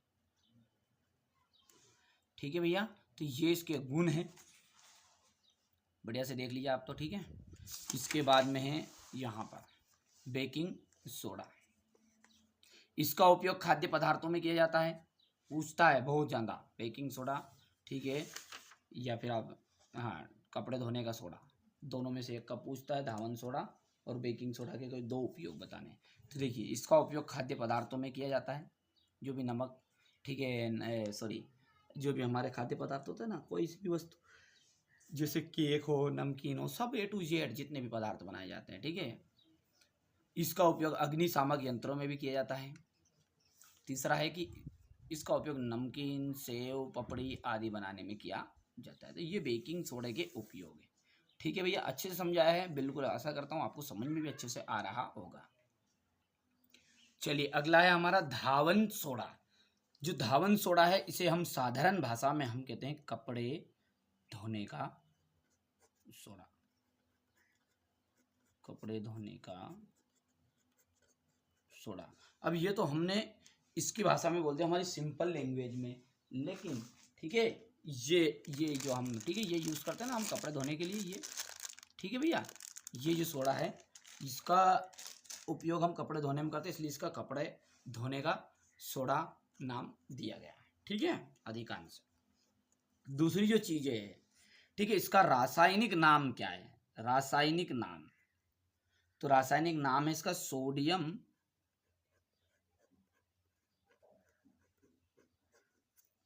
ठीक है, सोडियम कार्बोनेट।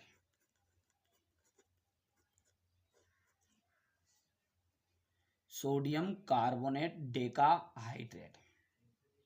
क्या नाम है इसका, सोडियम कार्बोनेट डेकाहाइड्रेट। ठीक है,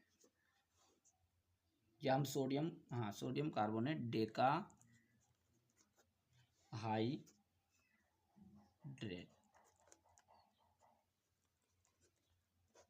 ठीक है, फॉर्मूले की यदि बात करें इसके सूत्र की, तो सूत्र बनेगा इसका Na2CO3 10H2O, ये इसका फॉर्मूला है। ठीक है, 2-3 बातें विशेष ध्यान रखना है, केवल ज़्यादा डिटेल नहीं पढ़ेंगे क्योंकि इतना ज़्यादा आपका डीप में नहीं उतरना हमको। ठीक है, इसका रासायनिक नाम है सोडियम कार्बोनेट डेकाहाइड्रेट, तथा सूत्र इसका ये हो गया है। इसे सोडियम कार्बोनेट के द्वारा बनाया जाता है। किसके द्वारा बनाया जाता है, सोडियम कार्बोनेट के द्वारा बनाया जाता है। ठीक है, अब सोडियम कार्बोनेट के द्वारा कैसे बनाया जाता है, उसकी बनाने की विधि यदि कोई पूछे आपसे, तो आपको बनाना है, बनाने की विधि में लिखना है, यह लिख दो कितना कि इसे सोडियम कार्बोनेट के द्वारा बनाया जाता है। तो सोडियम कार्बोनेट का फॉर्मूला क्या है, Na2, ठीक है, यहाँ से लिख दूँ थोड़ा सा, Na2CO3 प्लस H2O। ठीक है, मिलकर क्या बना आपका, सोडियम कार्बोनेट डेका 10H2O। अब यहाँ पर 10 जल है, बस खाली यहाँ पर भी 10 लिख दो, बस ये इसकी बनाने की विधि हो गई। ठीक है, समझ में आ गया बात नहीं आया है?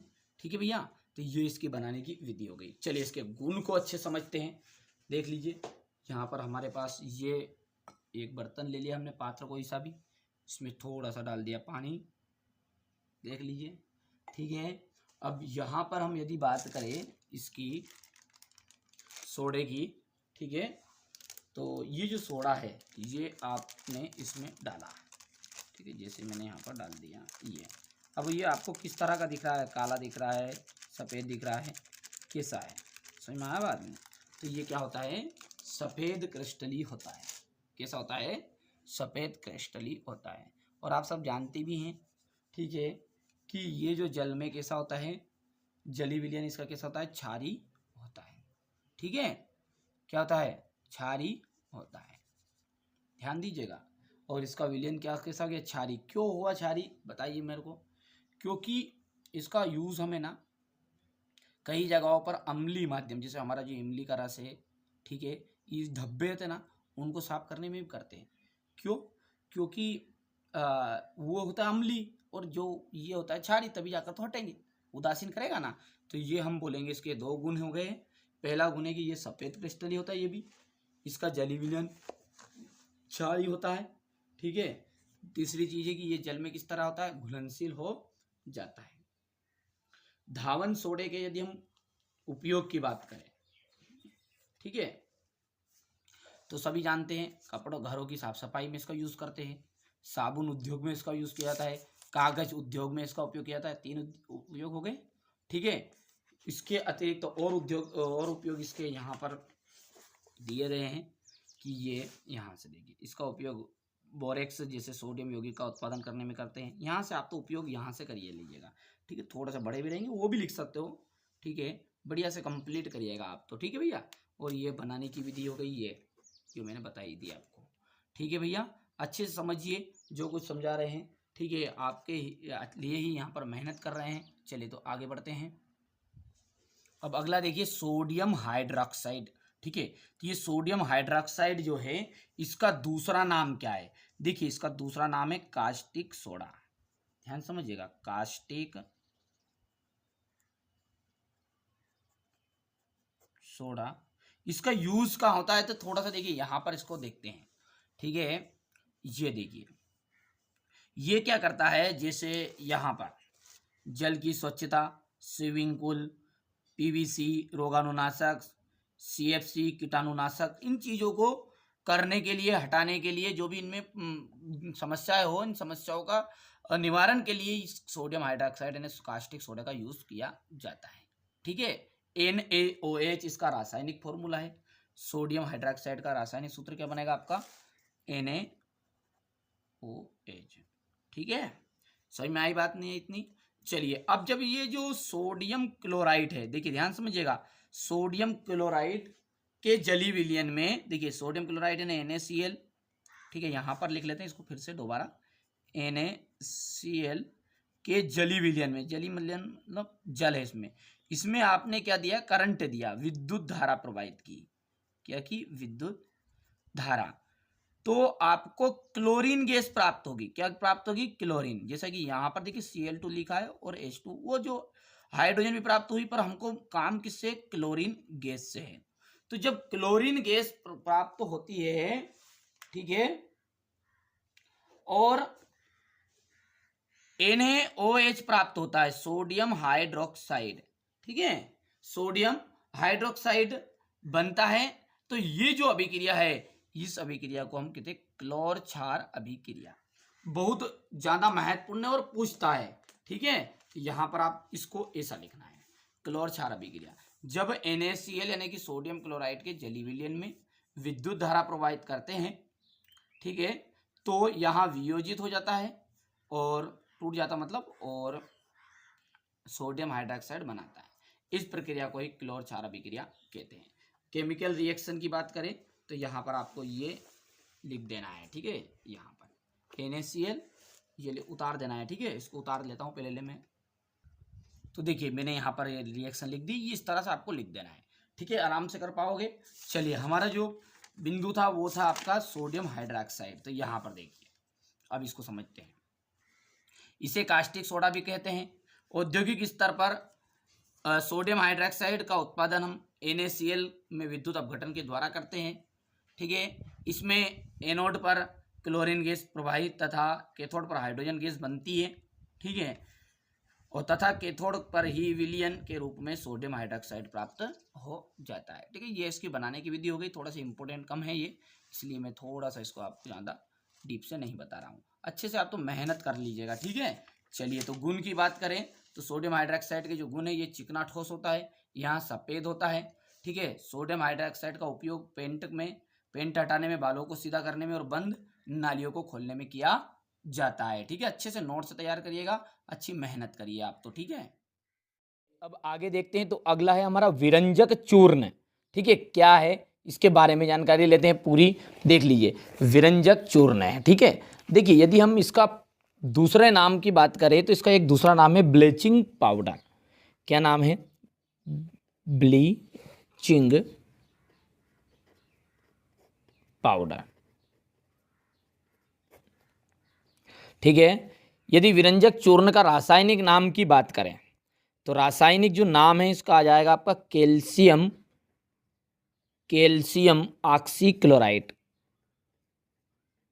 कैल्शियम ऑक्सीक्लोराइड, क्योंकि एक एक नंबर में पूछता है ये सारी चीज़ें। ठीक है, कैल्शियम ऑक्सीक्लोराइड। सूत्र की बात करें तो CaOCl2।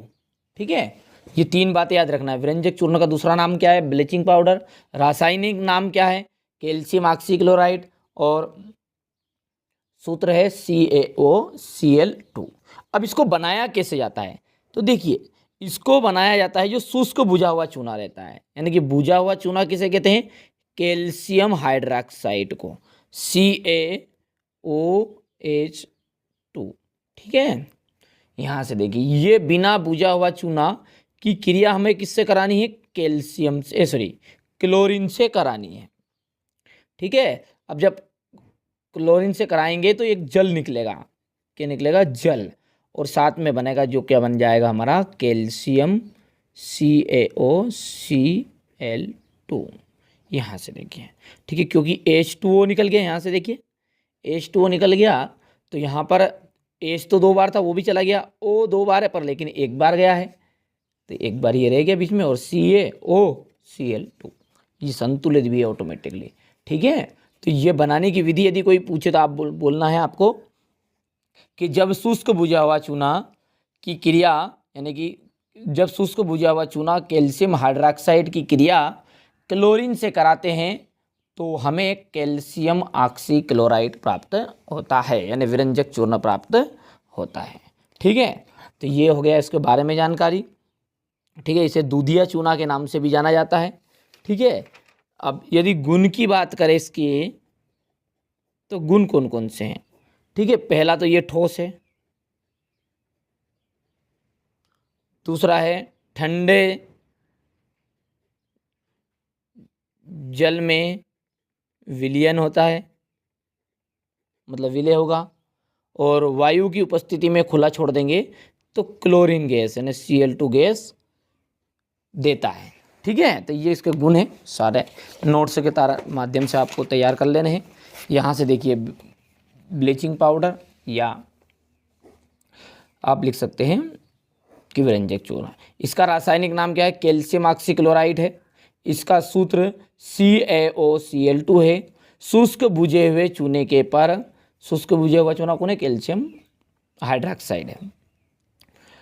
क्लोरीन गैस प्रवाहित करते हैं तो विरंजक चूर्ण प्राप्त होता है। प्रवाहित करते हैं तो यहाँ पर विरंजक चूर्ण प्राप्त होता है। यहाँ पर एक लाइन लिखना आप, ठीक है, तो विरंजक चूर्ण प्राप्त होता है। ये तो लिख देते, तो विरंजक चूर्ण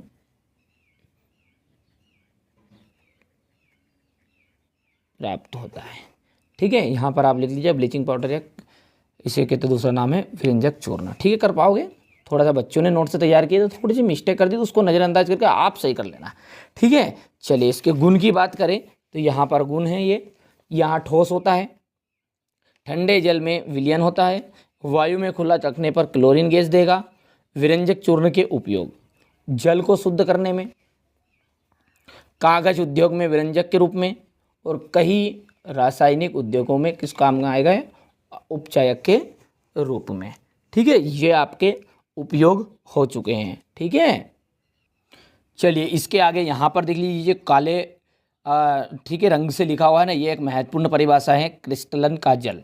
ठीक है, लवण के एक सूत्र इकाई में जल के निश्चित अणुओं की संख्या को क्रिस्टलन का जल कहते हैं। ठीक है, कॉपर सल्फेट के एक सूत्र इकाई में जल के 5 अणु उपस्थित होते हैं।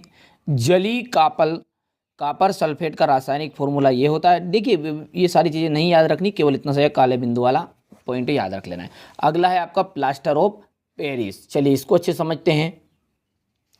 चलिए तो यहाँ से पढ़ते हैं थोड़ा सा। जिप्सम, पहला वर्ड आया यहाँ पर। जिप्सम को 373 कैलोरी पर गर्म केल्विन पर गर्म करने पर यहाँ जल के अणुओं का त्याग कर कैल्शियम सल्फेट अर्ध हाइड्रेट यानी हेमी हाइड्रेट बनाता है, यानी कि कसोनट कूड़ो पानी। वो फॉर्मूला बताऊंगा। पहला वर्ड आया यहाँ पर जिप्सम। जिप्सम क्या है? देखिए जिप्सम जो है फ्रांस की एक राजधानी है पेरिस। ठीक है, उस पेरिस में पाए जाने वाला एक पदार्थ है, उसको का नाम है जिप्सम।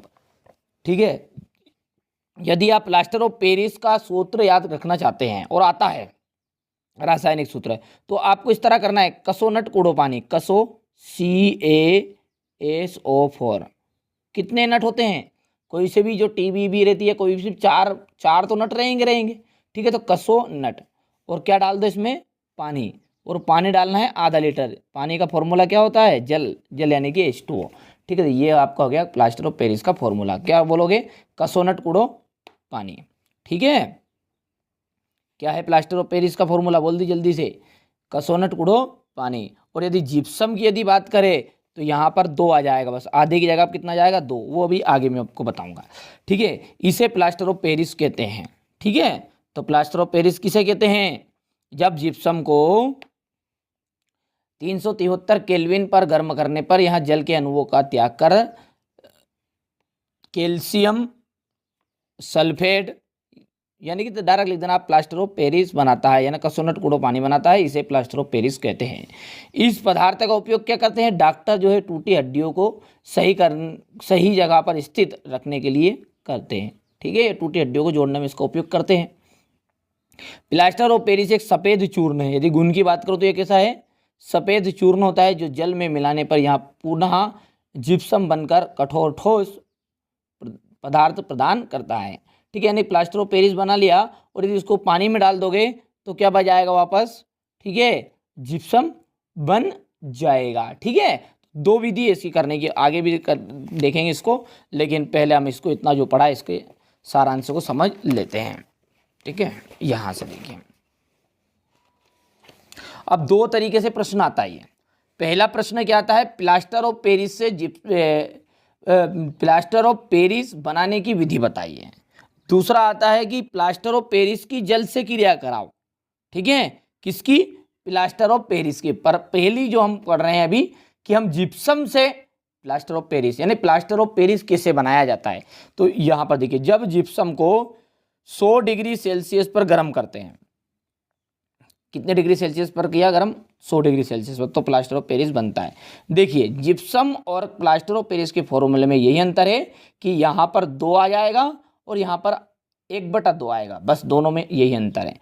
अब देखिए यहाँ पर 2 लीटर पानी है तो आधा लीटर हो गया, यहाँ पर बचा 1.5 लीटर, यानी 1 सही 1/2 ये पानी, बस कुछ भी नहीं करना है। ठीक है, गुण की यदि बात करूँ तो यहाँ चिकना पदार्थ है, इसे जल में मिलाने पर यहाँ कठोर और ठोस हो जाता है। ठीक है, उपयोग प्लास्टर ऑफ पेरिस का उपयोग पूछते हैं टूटी हड्डियों को जोड़ने में, दंत चिकित्सा में, मूर्ति खिलौनों में आपने देखा होगा, इसमें भी इसका उपयोग किया जाता है, और विद्युत उपकरण बनाने में इसका प्रयोग किया जाता है। ठीक है, अब यहाँ पर आप एक चीज नोट करिए, एक क्वेश्चन है आपके इसमें, ये है यहाँ पर, ये सारे प्रश्न हम करेंगे पर अभी इससे रिलेटिव ये है, प्लास्टर ऑफ पेरिस की जल के साथ अभिक्रिया के लिए समीकरण दीजिए। ठीक है, तो चलिए इसे अच्छे समझते हैं। यहाँ से अब हम जानते हैं कि प्लास्टर ऑफ पेरिस का फॉर्मूला आप बताओ। कसोनट CaSO4 और आधा लीटर पानी। तो ये कौन है? Plaster of Paris. और एक और है कसोनट कूड़ो पानी, ये भी रहेगा पर लेकिन इसमें 2H2O रहेगा। तो ये क्या है आपका? जिप्सम है। यदि हम जिप्सम से प्लास्टर ऑफ पेरिस बनाएं, ठीक है, जिप्सम से, तो यहाँ पर हम लिखेंगे CaSO4 2H2O। अब इसको क्या करना पड़ेगा? हमें हीट देनी पड़ेगी, यानी गर्म करना पड़ेगा। और गर्म करेंगे लगभग इसे 100 डिग्री सेल्सियस पर क्या होता है? गर्म करना है, ठीक है। अब गर्म करोगे तो बन जाएगा क्या आपका? Plaster of Paris CaSO4 × 1/2H2O। और प्लस निकलेगा आपका क्या? पानी वापस H2O, पर बचा कौन है? 1 सही 1/2। ठीक है। अब यदि इसकी रिवीज कर दें, हम रिवीज कर देंगे, ठीक है। क्या करना है? अब हमें इसका रिवीज करना है, यानी कि CaSO4 और ये 1/2H2O, और इसके साथ जल के साथ इसकी क्रिया कराएंगे। कौन से जल के साथ? 1 सही 1/2H2O, यानी रिवीज कर दिया, इसको पूरा इधर लिख दिया, ठीक है। तो जो बनेगा वो बन जाएगा आपका जिप्सम CaSO4 और 2H2O। तो ये समीकरण लिखने के लिए इसने बोला था, तो ये उल्टा कर देना आपको, बस समीकरण में कुछ नहीं करना है, ठीक है। अच्छे समझ में आ गया होगा। तो ये देखिए यहाँ से आपका ये सवाल। अब यहाँ से हम सारे क्वेश्चन आंसर को करते हैं, जितने देखिए। अब अध्याय आपका समाप्त हो चुका है, देख लीजिएगा, ठीक है। इसके बाद में अध्याय 3 आएगा आपका, पर जो कुछ बचे इसमें से है, ठीक है, बची हुई चीज़ें हैं उनको अच्छे से कवर कर लेते हैं। तो कौन कौन सी चीज़ें बची है? पहले तो ये प्रश्नोत्तर, यहाँ से हम इन क्वेश्चन आंसरों को अच्छे से कंप्लीट करते हैं। चलिए, सबसे पहला प्रश्न है हमारा, CaOCl2 यौगिक का प्रचलित नाम क्या है? यानी कैल्शियम ऑक्सीक्लोराइड है, पर इसको हम जो जानते हैं वो जानते हैं विरंजक चूर्ण के नाम से।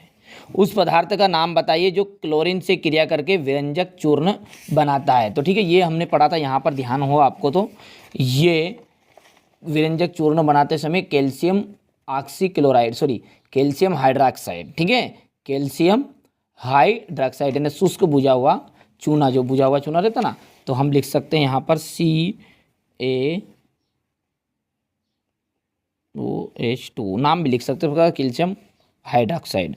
कठोर जल को मृदु बनाने के लिए किस सोडियम यौगिक का उपयोग किया जाता है? तो यहाँ पर एक पॉइंट लिखा हुआ है ये, कि जल की स्थायी कठोरता को हटाने के लिए इसका उपयोग किया जाता है। किसका? धोवन सोडे का, ठीक है, कपड़े धोने का सोडे का। तो यहाँ पर हम धोने का सोडा बोलते हैं जिसे, तो यहाँ पर आप लिख देना है धोने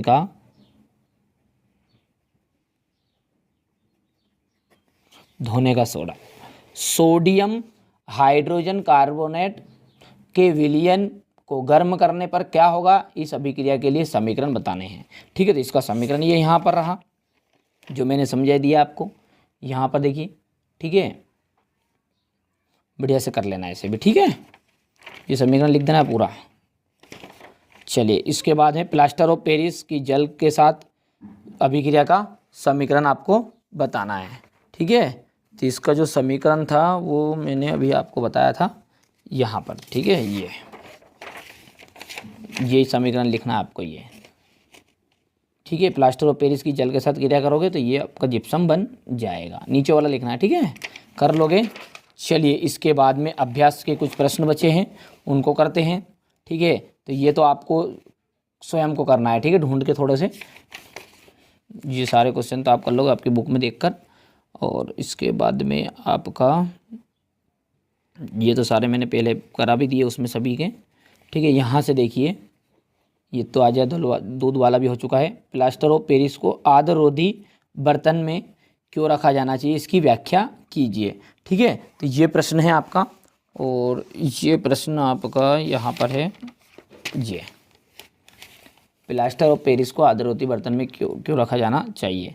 तो प्लास्टर ऑफ पेरिस आर्द्रता ग्राही होता है। आर्द्रता ग्राही मतलब ये नमी को ग्रहण कर लेता है, ठीक है। आर्द्रता यानी नमी से ये क्रिया करके ठोस पदार्थ का निर्माण कर लेता है। इसलिए प्लास्टर ऑफ पेरिस को आर्द्रवती बर्तन में रखा जाना चाहिए। यानी कि यदि ये पानी से क्रिया कर लेगा और क्रिया कर लेगा तो ये देखिए ये प्लास्टर ऑफ पेरिस ही है। ये फिर से समझा देता हूँ एक बार और। ये बोल रहा है कि यदि हम CaSO4 हाफ पानी यानी ये प्लास्टर ऑफ पेरिस है, इसको आर्द्रता ग्राही होता है, ये इसे नमी के साथ इसको रख दिया, जैसे पानी के साथ रख दिया यहाँ पर ये जल के साथ, तो ये क्या बना लेगा, कठोर बन जाएगा और क्या बना लेगा, जिप्सम। और जो कि कैसा होता है, कठोर होता है। जो हमारे हड्डी टूटती है तो पट्टा चढ़ाते हैं ना, ठीक है, तो वो देखिए वो नमी को सोख लेता है, पहले गीला रहता है, फिर उसके बाद में कैसा हो जाता है, बिल्कुल कड़क। तो वही बता रहा है, ये समीकरण लिखना है आपको, ठीक है। इसमें फिर आगे ये इतना लिख दोगे, अच्छे से नोट से तैयार कर लेना आप, ठीक है। यहाँ से यहाँ तक लिख देना और इसके बाद में समीकरण के लिए प्रश्न बता रहा ना, इस जगह पर आप मैंने समीकरण ये यहाँ पर मैंने आपको लिख के बता दिया, ये समीकरण आप लिख लेना है, ठीक है। इसके बाद में दूसरा क्या है, उदासीनीकरण अभिक्रिया क्या है, 2 उदाहरण देने हैं। तो ये देखिए उदासीनीकरण अभिक्रिया क्या है, वही है जो मैंने आपको बता दी। अम्ल और क्षारक परस्पर आपस में क्रिया करते हैं। अम्ल और क्षारक क्या है, परस्पर क्रिया आपस में क्रिया करते हैं, ये ठीक है, ये समझा दिया था जो यहाँ से देखिए। अम्ल और क्षारक परस्पर क्या करेंगे, क्रिया कर लेंगे और क्या बनाएंगे, लवण और जल का निर्माण करते हैं। तो इस प्रक्रिया को क्या कहते हैं, उदासीनीकरण कहते हैं। तो यहाँ से लिख देना आप ये कि अम्ल और क्षारक परस्पर अभिक्रिया करके एक दूसरे को क्या करते हैं, उदासीन करते हैं और लवण और जल का निर्माण करते हैं। इस अभिक्रिया को क्या कहते हैं, इस प्रक्रिया को उदासीनीकरण कहते हैं। उदाहरण ये यहाँ पर रहे आपके, ठीक है। ये अब यदि यहाँ से नहीं करना चाहो तो ये यहाँ से कर लेना है, थोड़ा सा बड़ा कर देते हैं, ये यहाँ पर है, कर लो आराम से, ये कोई सा भी कर लेना आप तो, ठीक है। मैंने जो उदाहरण बताया चाहो तो ये कर लेना, या तो ये कर लेना है, ठीक है। इसके अंत में यही है कि धोने का सोडा और बेकिंग सोडा के 2 प्रमुख उपयोग, वैसे मैंने वहाँ पर भी बता दी है, फिर भी एक बार और यहाँ पर मैं आपको बता देता हूँ। बाकी अब छोटे छोटे क्वेश्चन देख लीजिए, ये 2021 में पूछा था, सारे क्वेश्चन देखिए, जो पढ़ाया है वही है। बेकिंग सोडा का रासायनिक फॉर्मूला मैंने बता दिया है, ठीक है, इसका एक उपयोग भी बता दिया है, ठीक है, सारे वन पढ़ा दिए। यहाँ पर देखिए ये क्या, क्षार की विलयन, आश्रित जल, ठीक है, जल की अनुपस्थिति, ये प्लास्टर ऑफ पेरिस के लिए समीकरण, ठीक है भैया, सब कुछ आपको समझा दिया है, जितने भी IMP क्वेश्चन है, ठीक है। चलिए, तो ये मैंने आपको आज अध्याय 2 का पूरा पढ़ा दिया है। अगले अध्याय में हम धातु और अधातु का पढ़ेंगे, ठीक है। मेरा जो उद्देश्य है वो यही है कि आप अच्छे अंक प्राप्त करें, इसके अलावा और कोई हमारा उद्देश्य नहीं है, ठीक है। तो चलिए मिलते हैं अगले वीडियो में, और यदि चैनल पर आप पहली बार होना तो सब्सक्राइब कर लेना, नोटिफिकेशन ऑन कर लेना है। हर पार्ट को मैं एक ही वीडियो में सारा सारांश देने का प्रयास कर रहा हूँ। थोड़ा बहुत ऑब्जेक्टिव क्वेश्चन जो है वो अलग से हम सेपरेट वीडियो में पढ़ेंगे, ठीक है। जिससे आपकी परीक्षाएँ नज़दीक आएगी उनको भी अच्छे से कवर करेंगे, ठीक है। साथ में ही मैं त्रैमासिक परीक्षा के लगभग ही सारी चीज़ें आपको प्रोवाइड करा दूंगा। आपको निश्चिंत रहना, केवल प्लेलिस्ट को फॉलो करिए हर साल, ठीक है। ये मैंने पूरा बेसिक बता दिया, इसको हर साल काम देगा ये, और कुछ अलग से चीज़ें जो जुड़ती है घटती है, आप समझदार हो, ठीक है, कौन सा पैटर्न बदलाता है, तो उसकी जानकारी के लिए आप चैनल को जरूर सब्सक्राइब करके रखना है, ठीक है। जो नए वीडियो उनको फॉलो करते रहना है। पूरा बेसिक के साथ मैंने बताने का प्रयास किया।